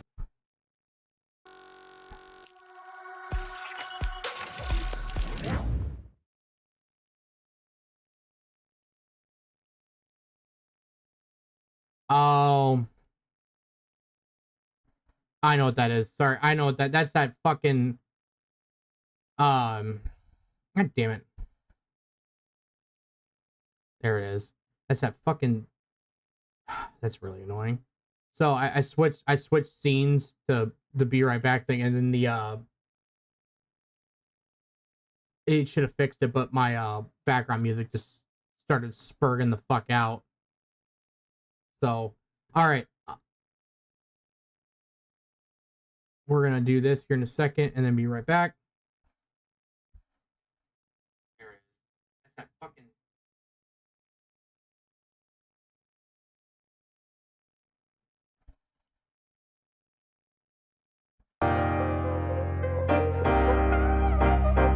All right. I'll be back in a minute, guys.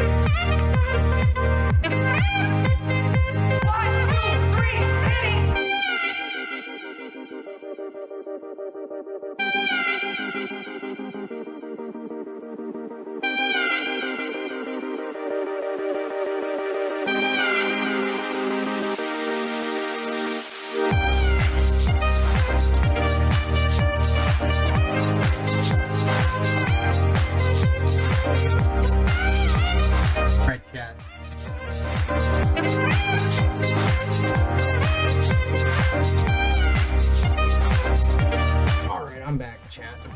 All right.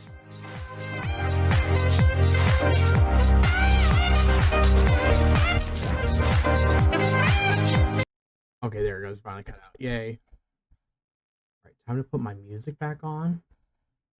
Since it wants to, like, just, you know, and then play through my ears again.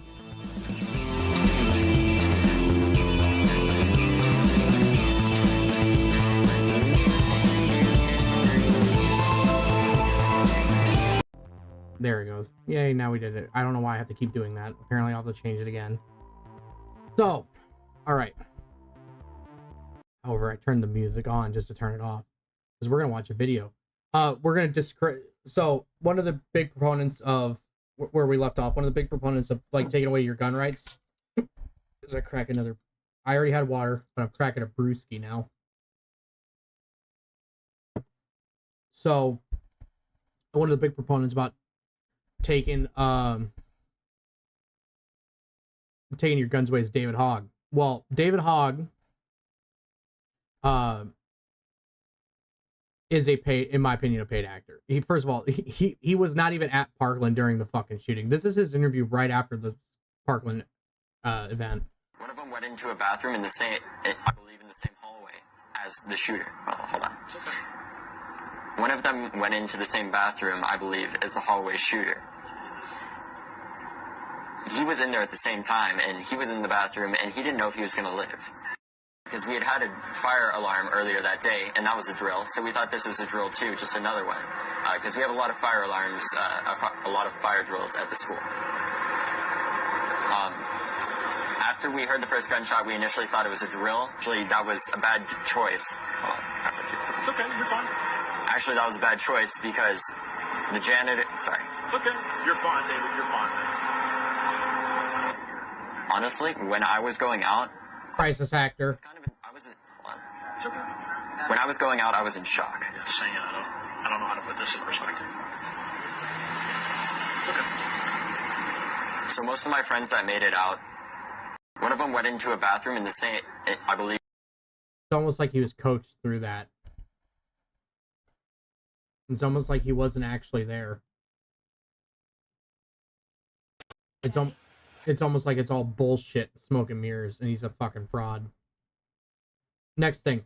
So, this extends to what I was talking... So this is from... He shared this. This is a little bit older, but this still stands. If you give up your right... This is from Costas Moros. He is a 2A lawyer, primarily. If you give up the right to arms for promises of safety, as the UK did, you won't ever finish surrendering rights until the police come to arrest you for wrong think on social media posts, and you still won't be any safer either. Again, those who give up liberty for safety deserve neither and will get neither. This lady is getting arrested in this video because of her opinions that she posted to Facebook. So, What do you mean I can't have any alcohol? A guy and a lady got arrested. times 20 to 3, 1440, arresting you on suspicion of improper use of the electronic communications network under What? 127 of the Communications Act, okay? So you do not have to say that it may harm your defence if you don't mention one question, something which you later are in court. Anything you do say may be given evidence. Do you understand that? So I'm actually being You're arrested? going to be arrested, okay? Right, So you and- got to the police station. Right. Ask you, okay, this is in relation to some comments that you've made on a Facebook page. Okay? Oh, really? Oh, it's a Facebook crime, is it? Okay. Right. So we need to ask you some questions about that. Right. Have you got anything in your pockets, Thomas? I've got my keys. I got... No, that's about it, I think. Keys. So, anyone who's been arrested, we can search them under Section 32 of the Basic Criminal Act. Right. And that's for dangerous items. I mean, you said I was going to be arrested under some what? Information? I'm going to be arrested for posting on Facebook. Made some comments that are offensive, obscene, and people have made a complaint about that, and it's transferred. And can you tell me what this comment was? Okay, well, we'll do that when we interview. All right. And so, what am I going to be locked up for the night, or? Hopefully not. Hopefully not. Right. Do I need to take my medications with me? Yes, we will look at taking all of those. When do you need to take them? Well, I've got pain medications. I've got sleeping medication. I've got anxiety medications, which I might take one of those in a bit. Okay. You know. Well, if we take everything with us, then you've got everything there, haven't you? And then we've got a nurse up there. They'll be able to. Okay. They'll be able to come and see you, and then once you've been there, they. The reason why the police in the UK feel comfortable with arresting you over Facebook posts is because they know that large swaths of the population are not armed and will not resist because they're fucking no better than cattle at this point. You don't see them doing this shit to the roving bands of Muslim immigrants there. You don't see them doing that to them. Because, you know, do you want to know why? I'll give you a fucking hint. It's because they put up fucking resistance. This shit does not happen in the States. Here, I'll bring it. This shit does not happen in the fucking States. Like this. For two reasons. One, the First Amendment. If I want to call you a dumb fucking retard on Facebook, then I'm well within my right to do that. And they can't come and fucking arrest me. I'm well within my fucking right to do that. The second reason, there's a reason it's the second one on the constant, on the Bill of Rights. There's a reason it's the second one. It's a really silly machine that goes pew pew. Because without the Second Amendment, the First Amendment doesn't mean shit. And this is painfully fucking evident with this. Oi, mate, you made a spicy tweet. You got come in the lorry and for a fucking night in the jail and the hooskow for the evening. Yeah, we know you have medications and you're old and you don't know the law because we changed them in a really subversive way and nobody understands anything about it. But we know you need medication. It's okay if you don't take it. We don't really care if you actually die. It's such a goddamn joke. Really, Britain? How the fuck did you guys go from ruling borderline every fucking continent on the planet to being trapped on an island the size of Michigan in a little under a century? It's like, it's so fucking embarrassing. Unbelievable. It's...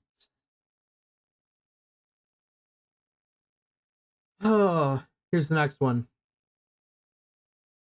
Florida couple ambushed and shot after being followed home after winning $3,000 at the Hard Rock Casino. The incident happened when a couple returned home from a date night. The two men had followed Kim Chambliss and her boyfriend Val Dela Cruz from the Seminole Hard Rock Hotel and Casino and ambushed them when they got to their door. Dela Cruz begged for his life after being shot in both legs. Investigators have arrested Marcus Jenkins and Tristan Wright, who are facing multiple charges, including attempted murder. Dela Cruz is unable to walk and will take about 6 months to recover. He's lucky he was able to walk and kept his legs. Is this like the actual... Okay.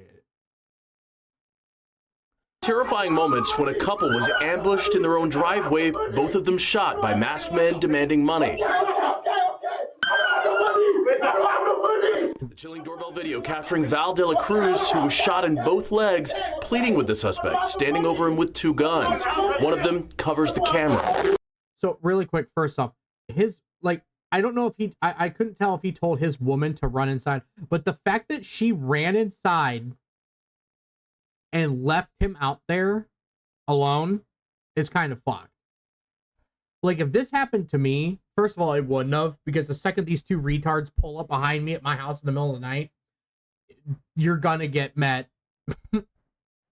You're gonna get a fucking hot one. And if you did manage to get the drop on me and I'm in this situation, you bet your ass the second my woman goes in that front door, she's getting the AR. and she gonna be blasting right through the fucking door. You already know it, or she's gonna take up a vantage point at the window and start shooting. You already know it. The chilling doorbell video capturing Val de la Cruz, who was shot in both legs, pleading with the suspect, standing over him with 2 guns. One of them covers the camera. A neighbor came outside and the men ran back to the car and drove away. I can't even sleep. De la Cruz is in unbearable pain, unable to walk. Doctors say it could be 6 months. And his girlfriend, Kim Chambliss, was shot in her calf.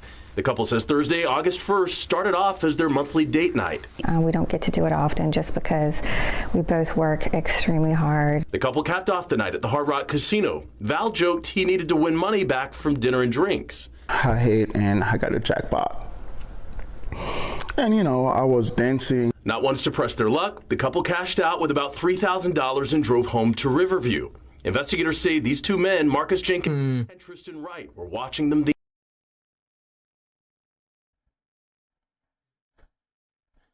Shocker. But again, if you carried,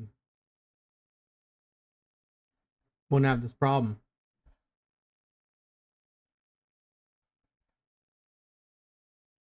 And you wouldn't have, you know, things like Ruby Ridge that today is the 32nd anniversary of. For those of you that don't know, these are some pictures from Ruby Ridge, and we'll talk about very briefly. That picture of Vicki Weaver. That's the house. And I believe that's the picture of Randy and his 2 sons. Those of you that don't know Randy Weaver and his wife, there's an excellent Wendigoon video that's like an hour and a half long. Definitely worth checking out. Talks about Ruby Ridge. There's also Dankula did one about Ruby Ridge. Those are 2 pretty good ones. I would highly recommend watching. Basically what happened is the ATF and FBI tried to get Randy Weaver as an informant on the Aryan Brotherhood that was in the vicinity. He was never a part of that group, but they tried to trick him into buying or making 2 sawed-off shotguns, which are NFA items, and over $400 in taxes. They besieged his house for a few days, shot and killed his 1 son, Lon Chaney, I believe. No, Lon Horiuchi. I was thinking Dick Cheney because he's another one who got away with it. Lon Horiuchi shot Vicki Weaver in the head through a door and killed her while she was holding her baby. And Randy Weaver was found not guilty. He got like a probationary period or something, but he basically got off on it because it was so retarded and overblown. And this happened right after, either right before or right after Waco. So I think it was right after, if I remember the timeline correctly. All during the Clinton administration. Democrats. But yeah, 32 years ago, the ATF killed half a family and traumatized the rest of them over $200 in taxes. And that's one family that got away with it. Imagine what would happen if, everybody was disarmed. So, next thing we're going to talk about. Because the stream's been going almost 2 hours now. The ULEZ. So, again, civil disobedience. What are ULEZ cameras and where are they located? Police have arrested actor Lawrence Fox on suspicion of conspiring to commit criminal damage to ULEZ cameras and encouraging the assistance or assisting offenses to be committed. I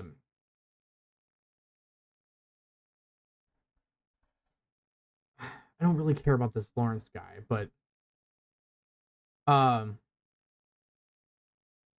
basically what ULEZ or their ultra low emission zone was expanded to cover the entire capital and beyond on August 29th, 2023, and there have been concerns that the cameras were at risk of being vandalized.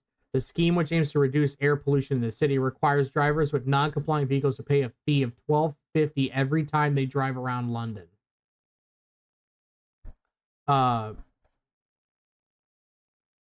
So basically, what ULEZ cameras are is this is like their step into 15-minute cities where they want to limit your movement and they want to limit how far you can go with stuff or like travel.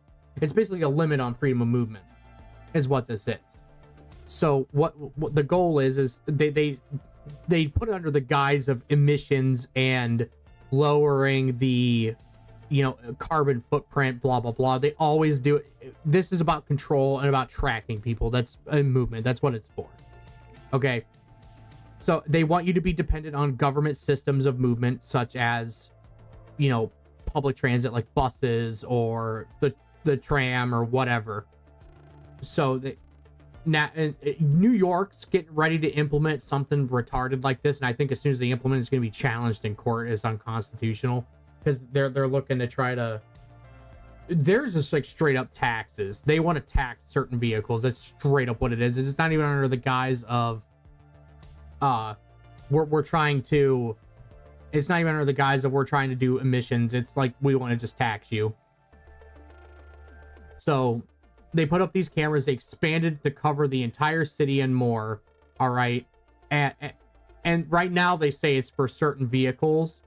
Well, they're always changing it. Eventually, this will be for anybody that drives a car. You'll pay a tax. Okay, and it's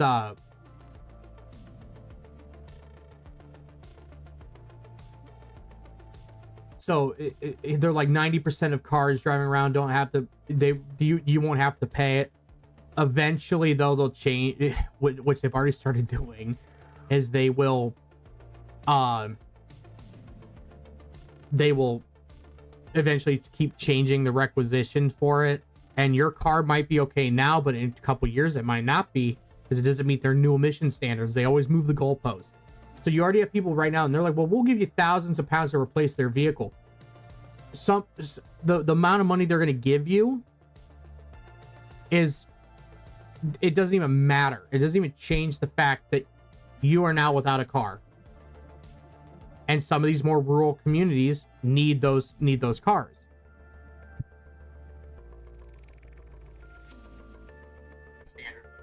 So they put up these cameras, and this is talking about this one actor / politician who's like basically saying like, yeah, cut them down. And this is another article talking about it. But that's what these people have started doing. ULEZ about to be on the deck.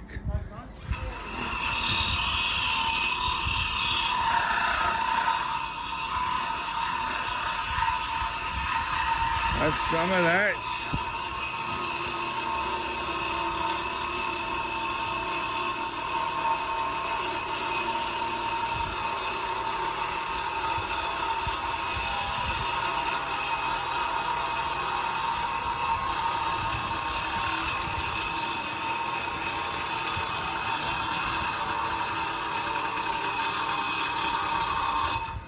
See you later. Bye-bye. Fucking based. Good job, Brett Bong. Keep cutting them down. There's another group. I'll just show a snippet. They're pretending to be workers on installing the cameras. So they don't, so he's not out there with a sawzall. Wear gloves, buddy. Cover up them fingers. Don't want no prints. Cover them up. That's Sugoi's official advice. So, again, because they disarm themselves, they're not able to stand up to, they're not able to effectively combat that. So, there they go. So, again, never give up your guns. This has been a gun-heavy stream tonight. All right. Time for a change of pace. and a palate cleanser. We are going to watch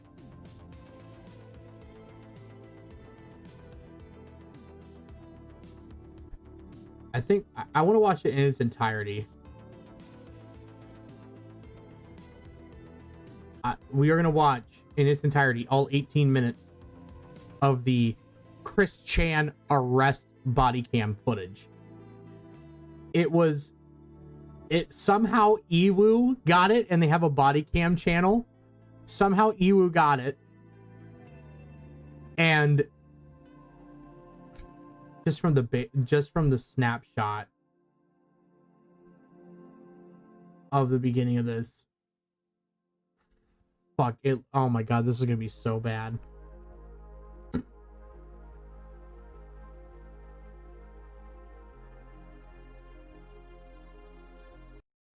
right, we're turning the music off for this. We're gonna watch the Chris Chan arrest footage. God, this is either gonna be. I hope this is funny. I have not watched this, so a couple things. I want to talk about the interdimensional merge, and I want him to mention the medallion and its curse.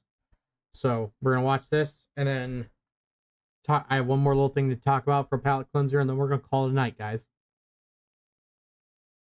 Is there anybody else in the room? Wait, next Jan. Spirit fell interdimensionally? You know. Oh my god!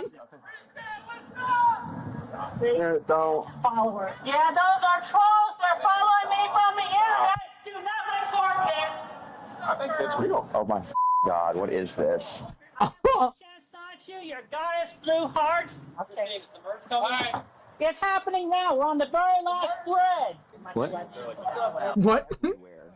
I don't mean that. We're surrounded. What began as a routine arrest on August 1st, 2021 in Henrico, Virginia, quickly spiraled into a surprising spectacle in the parking lot of a Regency Inn hotel. The focus of the unexpected personality known as Chris Chan.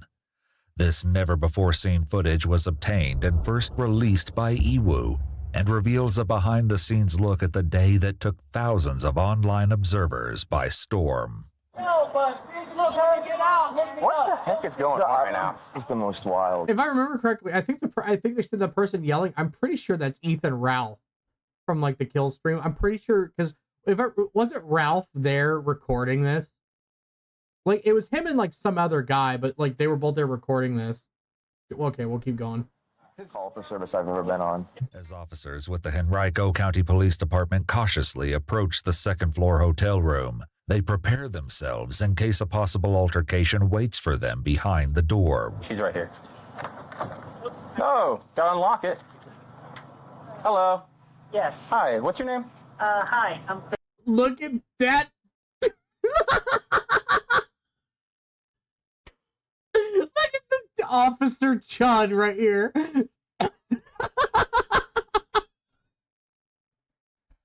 Look at this, dude. Can we get the minute? No, gotta unlock it. Hello. Yes. Hi, what's your name? Hi, I'm... You got this guy, this guy doesn't know. He's like, what the fuck am I looking at? You were looking at the 12th tier interdimensional being, officer. That is... He's the anchor being for our timeline. That's what you're looking at.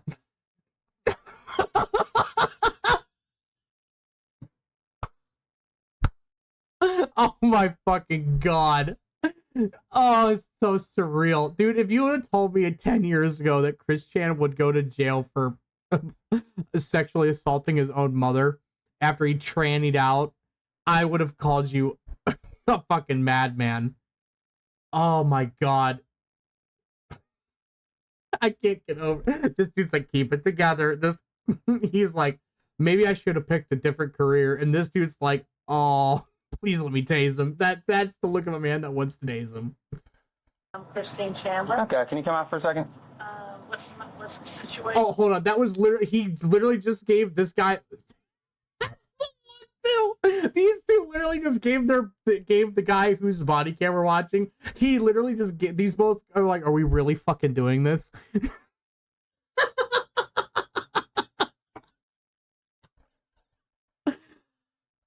Oh my god, yes. What's that? You got a warrant for your arrest, all right? Yep. Okay. You're not gonna stop. You're not gonna do that. Do not fight. You will get tased. Okay, well.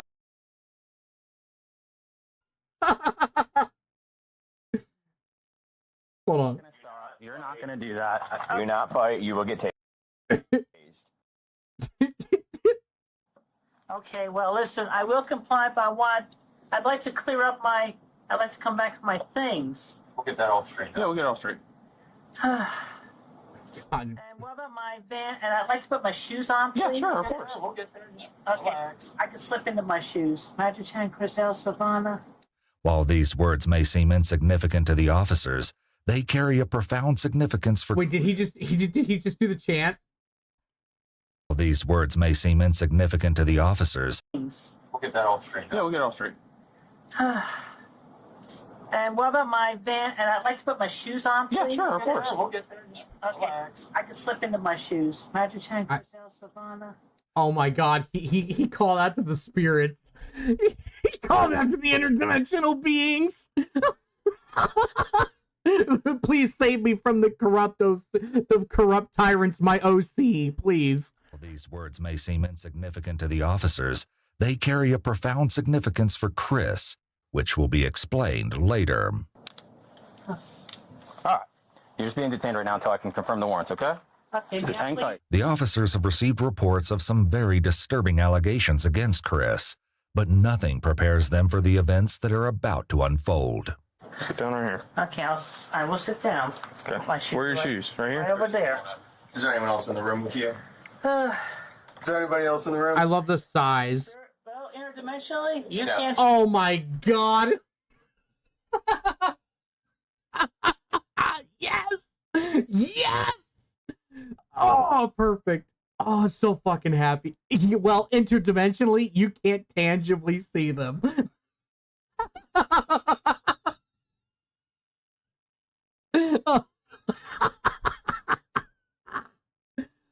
Oh, that's so fucking awesome.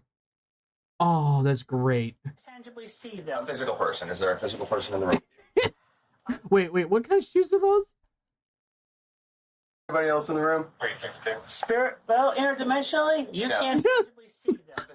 Is there a physical person in the room? Oh my god. Originating from this universe? No. What the fuck? No, they did not originate from this universe, sir. No, they are. Magic Chan is chanting to be six-tempered Tyrannus to me right now. I must activate. I must get to my van. The merge. Dude, please tell me, does he start fucking spurging as they put him into the van, or into the paddy wagon? He goes, the dimensional merge is upon us. The dimensional merge, officer. Fucking sighs at him. Please tell me. I need to stand with my shoes on. I'm doing it this way. I am complying. And that's my son. That's my set of keys over there. Your keys to your car? Keys to the van, and yeah, my wallet's in my bag over there, the brown bag. What, this bag? Yes. Can I look in it? And you grab something. Oh, that's one of my rings. I know. Can I look through? Can I get your bag out of your... I have nothing to hide. Go ahead and look through everything that's in the room. Go ahead and look at everything that's in the room. Go ahead. You have my permission. Okay. Just slip them on. They're going to give you flip-flops when you get down to the jail. Just as a little aside, never fucking do that. Even if you didn't do anything wrong, never just give them cops the okay to go through your shit. Never do that. Make them get a warrant if they need it. Comply, like if they're within the right to do so, comply. As much as I hate telling you that, do it, because it's a lot easier to deal with in court. But if they don't have any probable cause to do it, don't give them the chance to do it. Well, I identify as female, and I would appreciate if I was respected as such. It even says so on my driver's license, female. Okay, that's fine. Just making sure. As one officer searches through Chris's belongings, he quickly makes an interesting discovery. Where's your wallet at? Oh, Don't come over here. It's the duct tape wallet. Okay. On the outside. Like, don't come over here. Get away from me, loser. Okay. All right, just grab a seat. Okay. No, grab a seat right there for me. Oh, my bad. You want all this to go with you? Like your wallet? Or you just want your ID to go with you and your cell phone? Imagine the fucking smell in that room. My wallet and my cell phone is over there in front of the tarot deck box. Yeah, I got a cell phone right here. My God. Secondary phone. That's your secondary phone? Yeah, I have two phones, one for the trolls and one for my home. I got two phones, one for the trolls and one for my home. Dude, there's a song.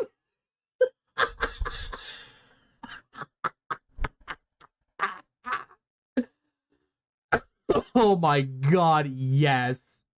Oh God. The one thing about his trial that I wish they would have done is I wanted the what's his face, the guy that used to wear the fucking pickle suit.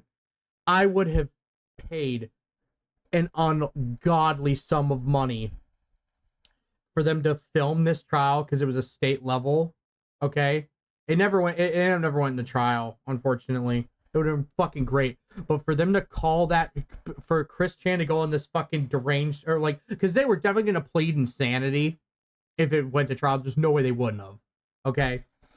And they would have had to call to witness, like, all the people that made him go, quote unquote, insane. And it would have been the dude, he should have showed up in the courtroom wearing the fucking pickle suit. Could you imagine if they got Liquid Chris to come up on the fucking stand? This man is like a doctor now. Okay, he's a respected member of his community. Could you, dude, he needed to show up in his full doctor attire with the white coat and everything, and then push his glasses up like Chris used to wear, and go, I'm Liquid Chris. Dude, I would literally cut off my fucking hand. I would literally cut off digits. Because I wanted it that bad. I wanted this dude to show up as Liquid Chris and say, well, I'm the real Chris Chan. On the fucking stand in front of God and all these fucking normies. This would have been the internet's OJ. Okay, but unfortunately we never got it, so the best we got is the body cam footage. There's a song. Yeah, Kevin Gates. There you go. Yeah. My fuck. Guy. Nah, that's a popular one. He's a fine gentleman. Suddenly, a keen-eyed officer spots something happening outside, which sets him on edge. Are you waiting for someone to come to your room or something? No, I was not. I was only waiting for the deputy that I talked with earlier today from the sheriff's office in Ruckersville. Okay. All right. You're not waiting for like anybody else though? Any friends or anything? I have. Nobody else. The only reason I'm asking you is because there's a car up there and there's two gentlemen staring at us. Really? Yeah. I didn't know if you were waiting for someone to come over or whatever. Yeah, see? You got to stand up. I just want to look out. It's a store. I was not waiting for anybody. Wait. Two gentlemen. Oh, the cops talking about where Ralph was standing on the... Dude, he was with May. Ralph was with his wife. Suffer horse. They think May's a woman or a dude. No fucking way, man. They're standing up there by the gas station. You know those people? That's curious. I'm just asking. I don't want anyone rolling up on me. While Chris doesn't recognize the strangers gathering to watch them from a distance, there may be a reason for their unnerving presence. Okay, well, I would say question them because I am famous and infamous on the internet, so they may be video recording. Cool. I'm recording you as well. I like how the cop dismisses them, you know, at first. Like, I like how the cop's like, yeah, I'm recording as one, just dismisses them. Oh, Dude, I hope this goes as fuck. It sounds like it goes as bad as I think it's gonna go, because he gets over. He's like, oh fuck, and you fucking know. This guy probably, who's that? Jeno Samuel, who's made like the 189-part Chris Chan documentary.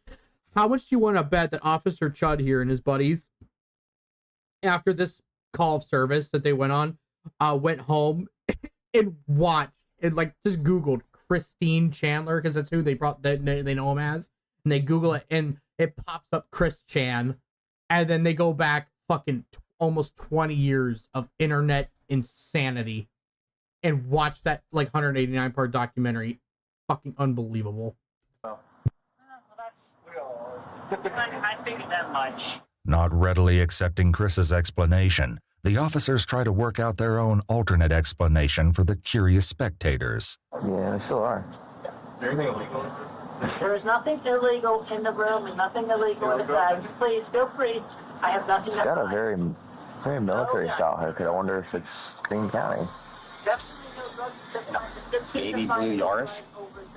Maybe it's a rental. Hey, it's good. That would be something Green County. I mean, I know there's a lot of agencies that use rentals for surveillance.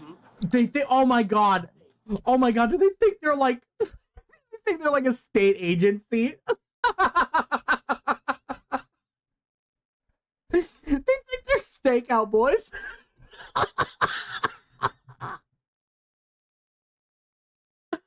Oh my god. Yeah, I know. That's why I asked her, because it's considered. He's there all the time. He's still right as we walk up. I didn't see him there before. They shrug it off for now, but it will soon become apparent that these observers have surprising intentions that none of the officers could have predicted. So you talked to the Green County Sheriff's Office today? Yes. Did they call you or did you reach out to them? I reached out to them. I wanted to make sure my dog and cats back at home were safe and taken care of. I guess, so the warrant itself is not a surprise. You know there was an investigation, all that. Yes, there was an investigation. Yes, I am aware of the situation. Oh, dude, that's fucked. They were coming to Richmond? Yes, they said they were coming to Richmond. And my vehicle, in case it wasn't obvious, is the blue Dodge Caravan out there. Yeah. Its license plate says Sanchi on it. Magic Chance. Oh my fucking god, it doesn't. I didn't know that. I didn't know. I never knew that piece of Chris lore. That dude, this Pikachu, a blend of the characters Pikachu and Sonic the Hedgehog. I like how Ewu feels the need to have this narrator, who they're probably paying a large sum of money to do this, have to like fucking give like a Spark Notes Christorian drop on Chris lore. Is a character from Chris's hand-drawn graphic novel series. Sonichu may be more than just a drawing, however, as you'll soon hear from Chris how this character blurs the line between fiction and reality. So just so you're aware, right now we're just confirming the warrant through Greene County, okay? That's why I said you're detained. Once they say that the paper, once they say the paper's in hand, the actual arrest warrant, then you're going to be under arrest, okay? Okay. Well, you didn't at first, but I'm glad you did. It caught me off guard a little bit. Yeah, that was kind of the point a little bit. Meanwhile, the evolving situation outside still has the officers on high alert. We still fair? Yeah. You want to go up there? No, because I can't tell if they're just recording or... I wish I could read the tag. That's one of them. I'd stare back at them. I need a moment. Okay. Pardon my flatulence. You farted.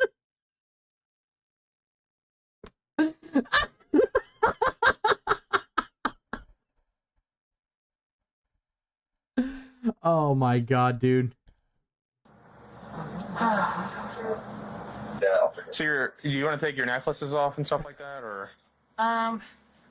You're gonna take them off when you get. Yeah, you gotta take them off when you get to the jail. Okay, but the Since the only thing they will allow are like crosses for like religion. Okay, well, if I may speak, the Sanchi shaped medallion, the big yellow. Ew, dude, look how fucked up it is. thing at the bottom there, that is my cross. I'm dead. I'm dead. There's no fucking way, dude.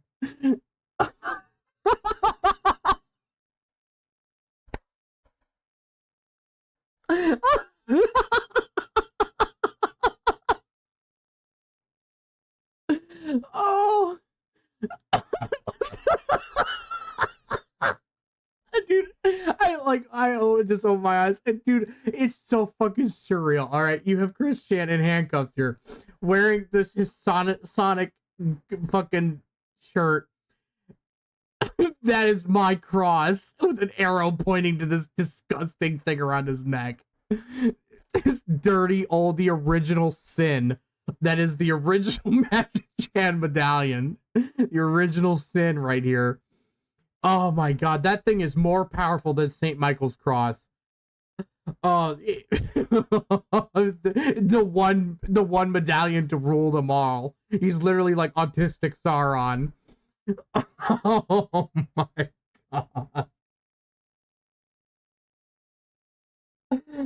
Oh, dude, there's no fucking way.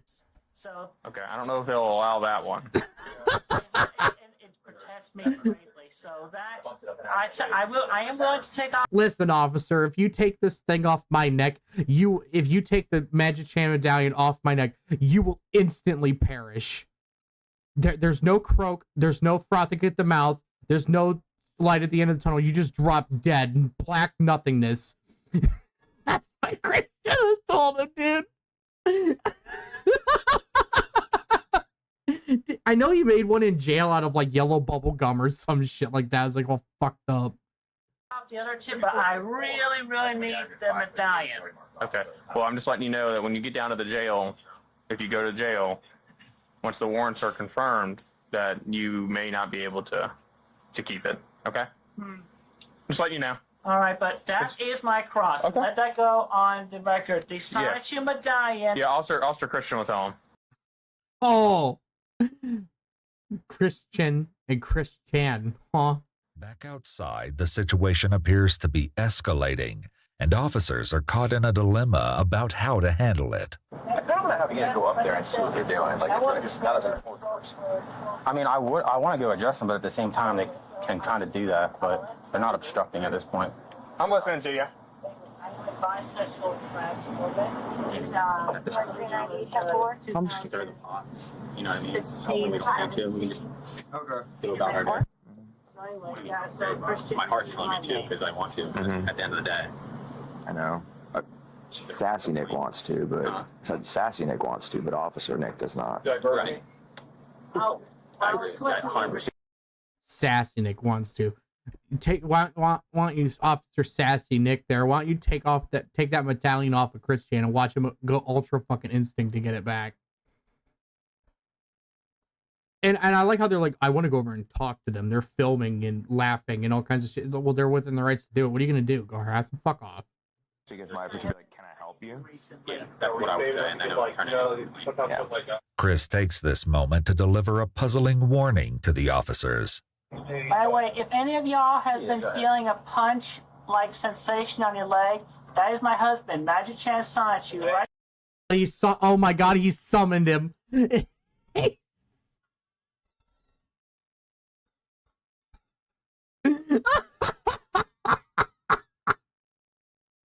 Right on the opposite side of the universe, man. Oh my god, dude, yes. Right on the opposite side of the universe, fail. He's punching you all each, just a gentle punch, but you know he is here. Okay. If you feel it, he punched you first. Oh my god. With the arrest warrant finally confirmed, the officers are ready to move Chris to the waiting police cruiser. What should have been a simple task quickly takes a shocking turn, and things escalate in a way they clearly didn't expect. All right, let's head on out. You ready? You good? We're gonna go. Okay. Let's hold on out. All right. All right. May I have my earpiece tucked behind my ear, just please? Yeah, can take care of it. Okay. Oh yeah, I do. Very well. All right. Head on that this way. I'm going to stay recording while we get to the vehicles in case these people address us. Okay. You don't know any of these people? I do not know those people, and I...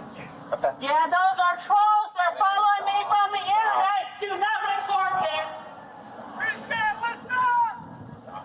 Don't. Followers. I think that's real. Oh my God, what is this? What is happening right now? You can hear Sonic 2 is trending on the internet. They're gonna post this online. Though this prediction comes close, the footage will go even more viral than Chris imagines. Hey, thank y'all for y'all service, for real. Appreciate it. I wasn't convinced that there's no like internet fans, but that confirms it. There you go. I mean, Google Chris Chan or Sonic Shoe, and there you go. Oh my God. Oh my God, there's no way, dude. Infamous and famous. Oh, look at that. Coming out of the woodwork. Good, I just saw you. Hey, I'm not your ball. Where'd you see him at? Regency. I'm going. Oh, that's the guy that confronted Ralph before.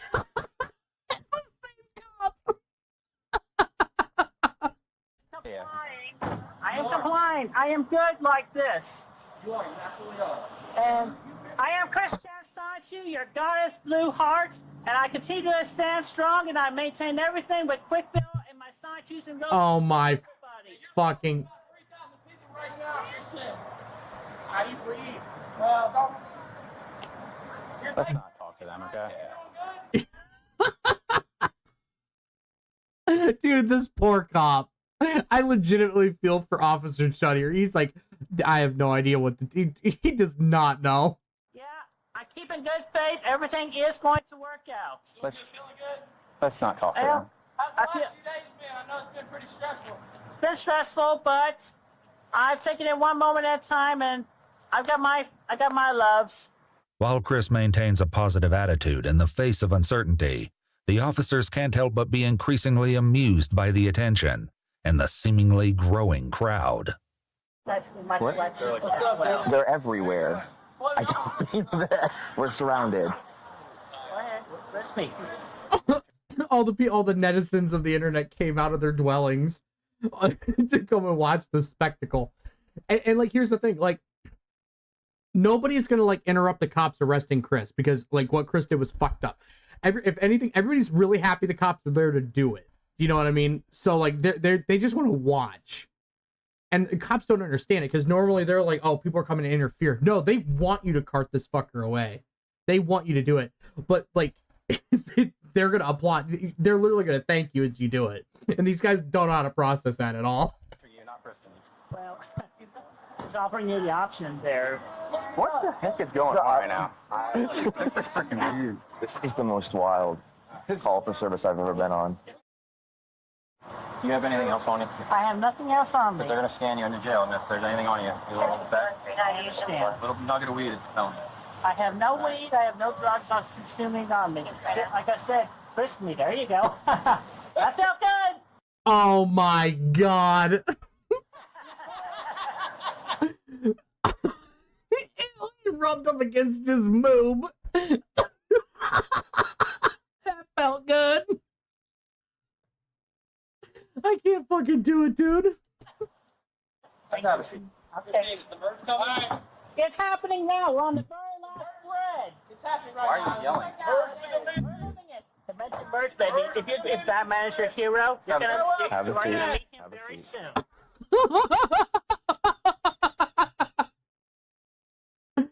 Oh.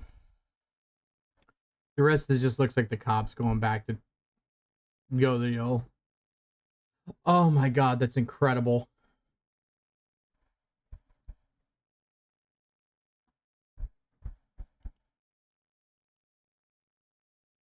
Wait, what? Oh, hold on. All right, sorry, I had to click over and check something. If Batman is your hero, you're gonna meet him very soon. I bet you're never working overtime for us again. Oh, certainly will. It's just hilarious. With Chris now secured in custody and the tension from the crowd finally easing, Two of the officers are more than ready to put the bizarre encounter behind them. All right, y'all have a good day. Thank you, officers. I'm the student today. Why is Chris... All right, can we go eat now? Yeah, 100%.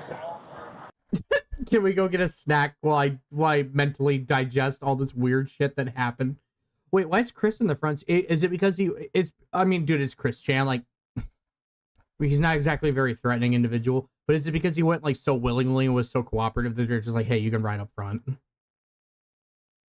But the unusual day isn't over for the officer tasked with driving Chris to the police I feel so fucking bad for this guy. station. And as you'll witness, Chris has so much more left to share. Oh, celebrity scandals, all of that. And people just taking it, blowing it out of the water. Yeah, I got you. Hey, and over a month from now, the next celebrity scandal is going to happen. Okay. And they'll be all over that. All right. You may recognize or know my comic books I have drawn over the years and my chronicling and creations and discoveries of the Sonichu and Rosechu Pokemon species.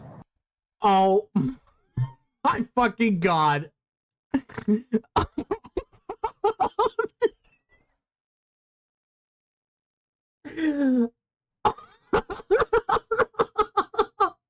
I'm sorry. I know I keep pausing to laugh. I know you've read my comic books about my Sonichu and Rosechu Pokemon species discoveries. Like he's some kind of fucking zoologist. Oh.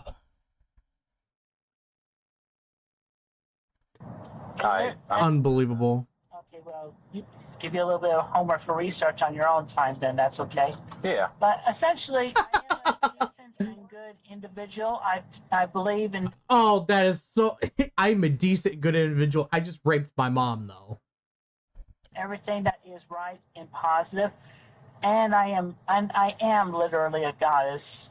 And that will be proven in the near days to come as we are on the completion of the dimension merge, where the universe half that was divided in 1380s by order of King Arthur, he ordered Merlin and two other magicians. Dude, if this guy keeps lore dumping this cop, his head's gonna fucking explode.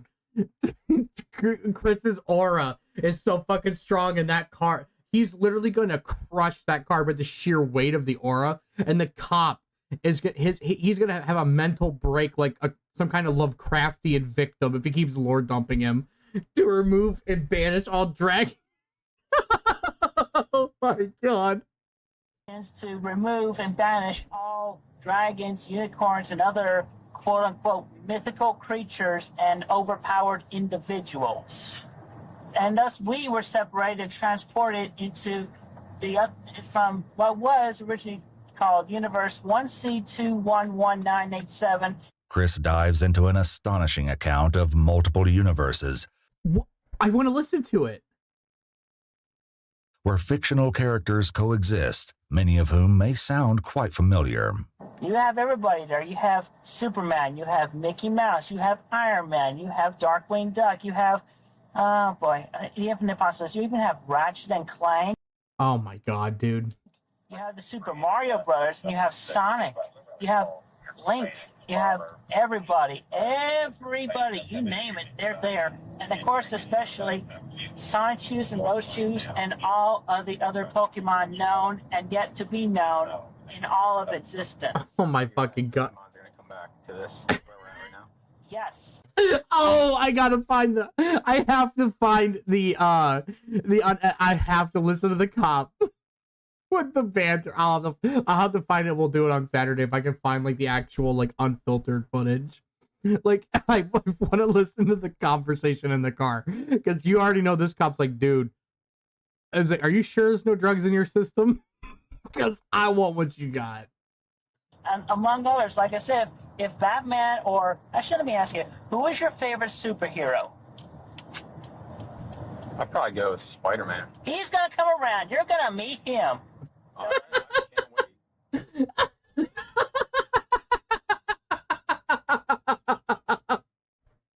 I mean, if you're ever in New York, he's going to be swinging around there. Why New York? Why only New York? Why can't he go wherever he wants? Well, I mean, yeah, he can go. That's a good point. He does whatever a spider can. Oh my God.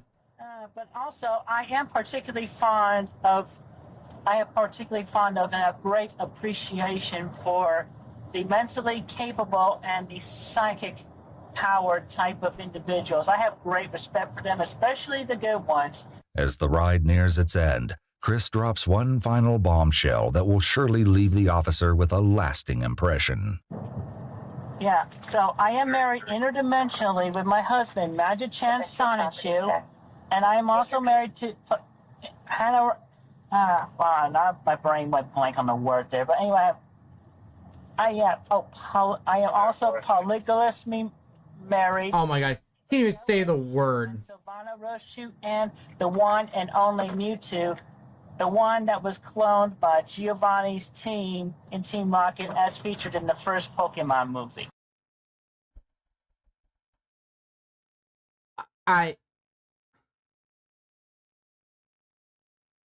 Wow. I don't, oh my God, dude. You know this cop is gonna go home and dude, his head's gonna fucking explode from this lore dump.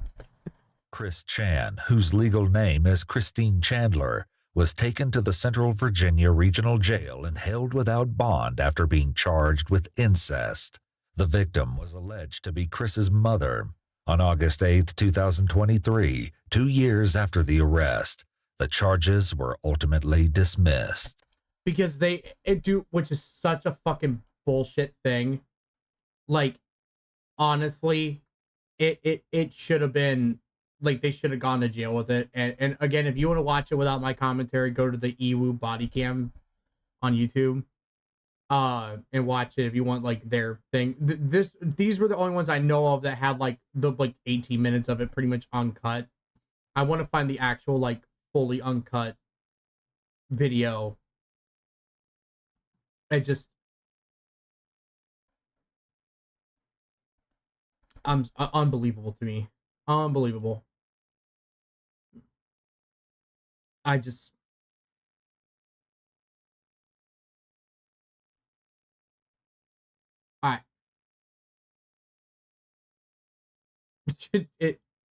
that was a fucking treat, chat. That was a fucking treat.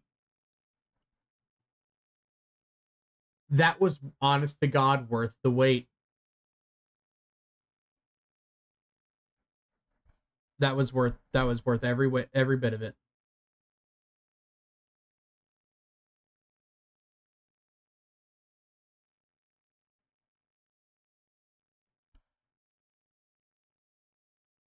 That was worth every bit of it.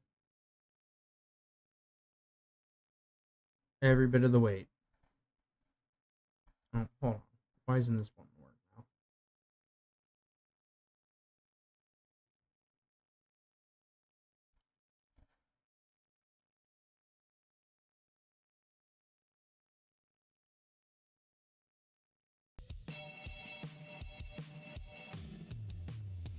There we go. Unbelievable. Sorry about that. I had to fix it. All right, fine. Last little palate cleanser.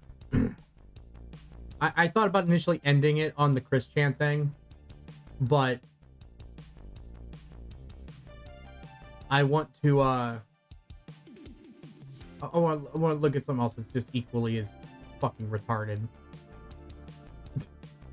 Dude, when he told the cop, who's your favorite? If you're a fan of Batman, you'll meet him soon. Dude, I wanted it. I know that footage is like 2 or 3 years old at this point. But dude, could you imagine if they tried to like use that as like a threat, like he threatened an officer? Like, unfucking believable. Unbelievable, man. Oh, that was so my props to EWU. My props. That was fucking incredible. All right. So, last thing I want to talk about is this. I wanted to like make fun of this. This is so like stupid. So Liz Wheeler, who is a like a right-wing correspondent, like they posted this: least attractive hobbies for men according to women. And she says this is 100% true.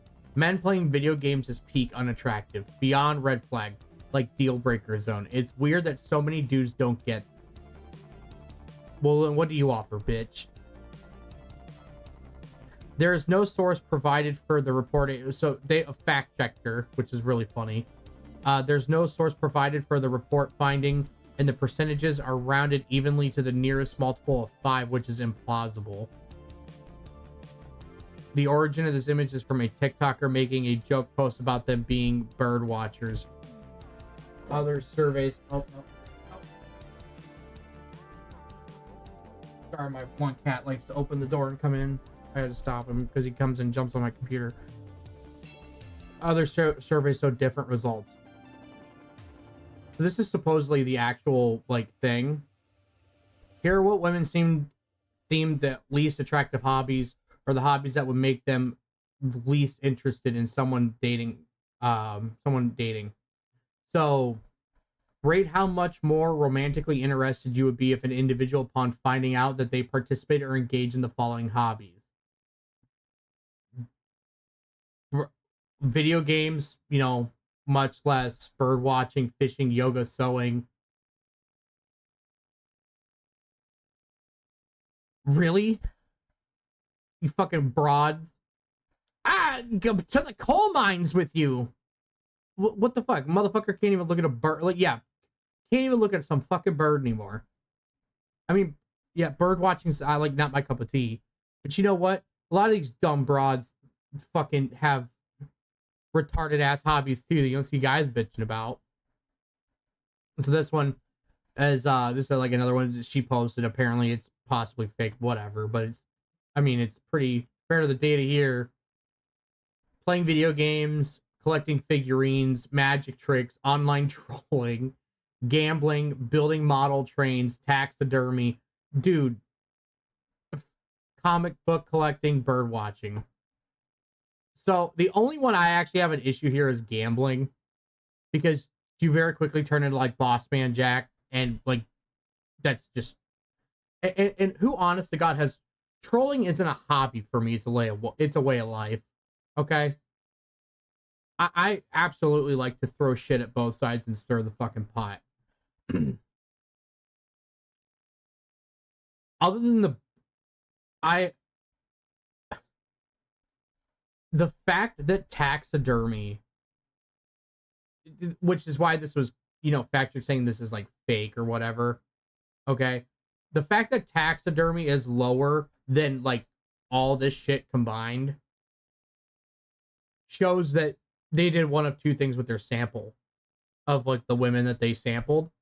Was one, they're all urbanite libtard broads that are sick of beta cucks collecting Funko Pops and playing Switch all day, and don't actually encounter anybody that does taxidermy, which is weird, because I know a couple people that do taxidermy, personally, but I went to a taxidermy thing not a while ago with a buddy of mine who likes to do it. The overwhelming majority of people at this taxidermy showcase thing, it's kind of like a gun show but for taxidermy. So it was a taxidermy show people did. The overwhelming majority of participants there were women. It was shocking. And I don't mean old grandmas either. A lot of young women. Mid to early 20s. In that, anywhere from 20 to 34. The amount of women there. And not some weird creepy bitch that skulls and shit, those ones. We all know those weird ones. No, these were art hoe kind of chicks, art girls that were there. Some of which kind of surprised me, because you'd have the material girl blonde looking chicks, as as cliches as the Stacys, and they had some of the best looking ducks I've ever seen. It was unbelievable to me. So that's why I'm why is the women don't want the men at the taxidermy shows, because they don't want them to buy up the good looking ducks. Okay, that's why. Comic book, I mean, I don't understand the hate for bird watching, but it's boring as fuck. Oh, at least to me. But yeah, building model trains. I had a neighbor that was he's like way older. He's no longer my neighbor anymore. He's still alive. He's like in his 90s, okay?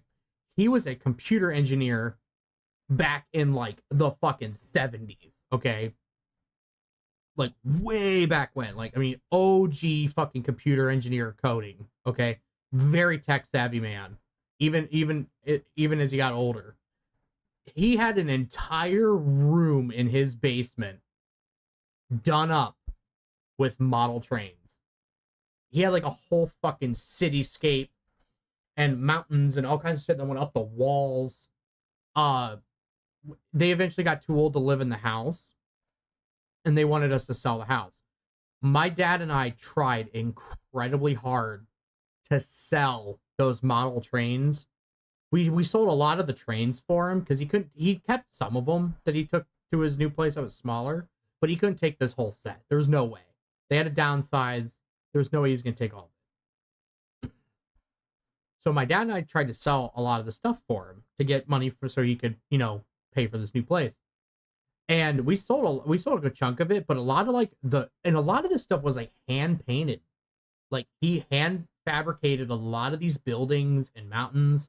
I mean, there was a lot of artistic time and effort, and fuck, I can only imagine how many tens of thousands of dollars he spent on it, to be honest, because I've seen some of those train sets. They're not fucking cheap. Like, fuck, man. So, especially some of the old ones that he has that are rare. Oh, shit, dude. You're looking like $1,000 for some of those. It's wild how expensive those can get. And I felt really bad because we couldn't find anybody that wanted it, because like everybody kind of builds their own and they spec it their own way. So there's not like a lot of value. So a lot of like the hand painted mountains and like sculpted, like fabricated hills that he made, they all got crunched up into the trash. And honestly, like I felt bad enough about it where I almost thought about taking it and getting into it, because it's like you could see the dedication and the time and the hours that somebody put into that. You know what I mean? So it was honestly kind of sad. It really was to me. I mean, like I said, it's a lot. Like, and you can say the same thing about playing games. People like the escapism. Life can be pretty fucking boring with your 9-to-5 grind. Some guys want, a little bit of sense of adventure, so they game. It's an escapism. Like, I don't mind games where they have like a political plot, like something like, Cyberpunk. But like, I don't want Elden Ring to have like I politics, like modern world politics in it. I want my hard game fighting against demons with magic and big sword. That I want the escapism for a little bit. And I'm honestly kind of fucking surprised that Cars isn't on this list, or this one that's supposedly the more accurate. Like,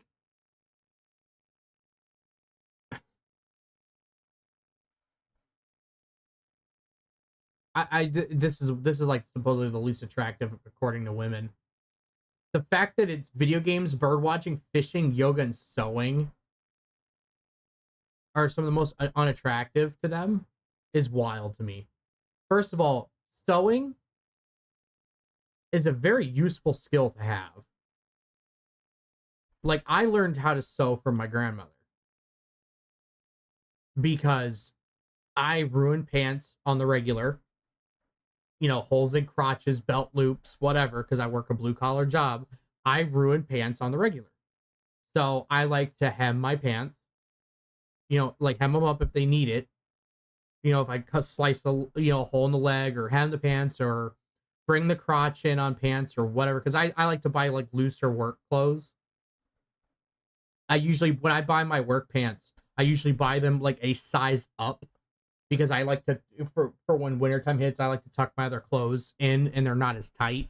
I have a little bit more room for movement. Well, when I do that, I need to bring the legs in a little bit, and then because like I want them to fit nice, like crisp, and then I bring the crotch in a little bit so they don't drag as much. So I don't catch as much shit moving around. Or I have really expensive like jeans with flannels built in for the winter time, like they have, you know, the flannel padding. I buy stuff like that. So I want to be able to take care of that. Replacing a button, dude, like home ec class. Like I know it's fucking dumb as a lot of us thought of when I was a kid, because I took home ec as a kid. I wish I would have paid attention a little bit more to some of that stuff in home ec when I was a kid, because a lot of that information is very good as an adult, like sewing.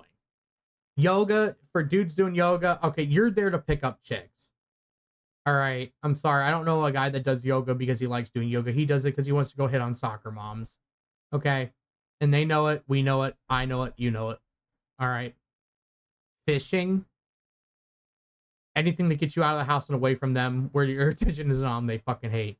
Which is why, again, like, I game. Now, the missus, with, I get left alone to my own device. My old lady's been asleep. She went to bed at like 8 o'clock, but she doesn't get on my ass about, she doesn't care if I game or any of my hobbies, and some of my hobbies are fucking expensive. But we're actual adults. You know what I mean? She doesn't care. Now, if I spent my whole day playing Elden Ring and I didn't, you know, like a kid, I didn't, you know, do any like household chores, like I didn't take the trash out, or didn't, you know, sweep or do any laundry or whatever. If I could have done something, yeah, she's gonna be like, dude, babe, what the fuck were you doing all day? You know, especially if she was out or whatever. Like, so, and she's not like one of those overbearing where she's like, I like God. No, she's just like, babe, seriously. Because my main hobbies are gaming and guns. So I got pretty expensive fucking hobbies, and I never hear about it. So I have friends, and I've seen people whose woman fucking hates it that he games. Like, where they try to where she, like, I had a buddy whose like woman broke his fucking PlayStation because she's like, you work all day long, and even though she's already asleep, mind you, or half the time she wasn't even home, she was out hanging out with her girlfriends all the time, but he would come home and game, and she'd either be asleep or she'd come home. She came home one night, she goes, you're on that game more than me. He goes, well, you're never home. And she like broke it. I actually had to come and get him that night because I thought he was gonna beat the shit out of her. Dude, he was so mad. He was so fucking mad. That brought into the relationship. I thought he was gonna beat. He's like, this is the only time I've ever been provoked to hit a woman. And I'm like, let me come over and get you, buddy. He crashed on my couch for a night or two. Yeah, bird watch.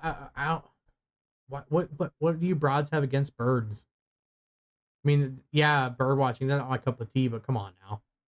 But yeah, if there's a woman on here that you hate a guy for sewing, you're retarded. I'm sorry, I'm gonna come out and say you're dumb. That's a very useful. Actually, you should fucking learn how to do it too, Miss Press. How about we go with that? That's a very good skill to learn. Why would you not want your man to be able to like fix a bra strap for you, or a spaghetti strap for one of your dresses? He could fix it. So yeah, what fucking woman? What? Nudists hate sewers, seamsters, fucking nudists because they don't wear clothes anyways. That's who hates them. And it's just fucking wild to me, man. Like, people have hobbies, like, you know, whatever, who cares? Like, my wife's hobby is watching like horror movies. I don't care, like, that she wants to watch horror movies. There's just sometimes there's horror movies that she wants to watch that I don't like at all and don't want to have any. Like, she wanted to rewatch all the Saw movies. Like, only like the first like 2 or 3 are any good. The rest of them are all kind of dog shit, in my opinion. But that's just my opinion. So, but that pretty much wraps up the show. So, thank you for coming out and hanging out with me tonight, guys. It's been fun. Like I said, I apologize for not being around for the last, week and a half, 2 weeks. I just I was really... Sorry, I had a bunch of shit going on. I was busy. I had work and other stuff going on, so I was just caught up with that. But stream will be this Saturday at normal time at 10 o'clock. I'm actually thinking about doing one earlier in the day too, but I haven't decided yet. Depends on what I got going on earlier in the day. But normal time this Saturday at 10, and then I'll do one Sunday morning as well. So, and I think Saturday night we're gonna do Elden Ring, and then Sunday I don't know what we'll do Sunday yet, but Saturday night's definitely Elden Ring. So, but I appreciate you guys coming out and hanging out with me tonight and laughing at the absurdity. That Chris Chan thing was well worth its weight in gold. That was well worth it to watch that. That was like probably definitely my favorite part. That was so much fun. So, like I said, I appreciate it. You guys have a good night. Have a good, safe rest of your week. And I will see you guys on Saturday. Peace.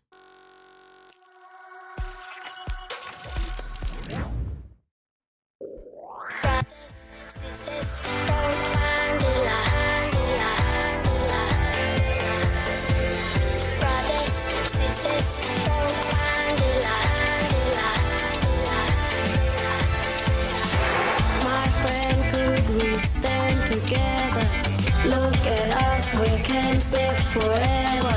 Show me sister, show me brother, and we stand strong for one another. Come on, come on, come on, come on, yeah. Come on, come on. We put the leaders over the islands. You don't sniff petrol from a can. You put your petrol in the car space. Don't be rama, messing with your brain. Say you're deadly. Do you understand? You don't sniff petrol from a can. You put your petrol in the car it goes. Don't be rama, sniffing up your nose. Don't be rama, don't be rama, don't be rama, don't be rama, don't be rama, don't be rama, don't be rama.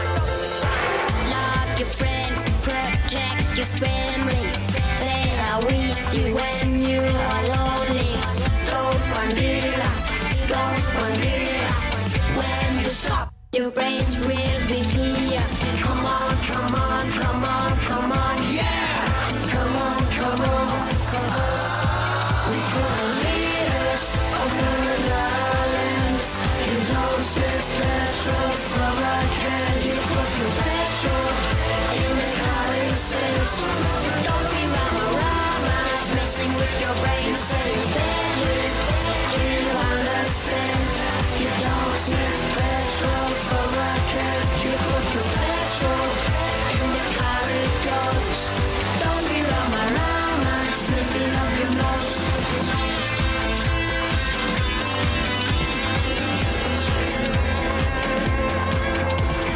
You not deadly, you rama. Gonna get caught, Lapilan Osama. Yeah, I tell you, 'cause I can, yeah, I tell you. When I was smoking in the spirit, see the boys and girls are sniffing too much. Killing your brains, killing your brains. We put the leaders over the islands. You don't sniff petrol from a can. You put the petrol in the car space. Don't be rama, messing with your brain. Say you're deadly. Do you understand? You don't sniff petrol from a can. You put your petrol in the car it goes. Don't be rama, sniffing up your nose. Use your brains, think about your culture. No, Jimmy!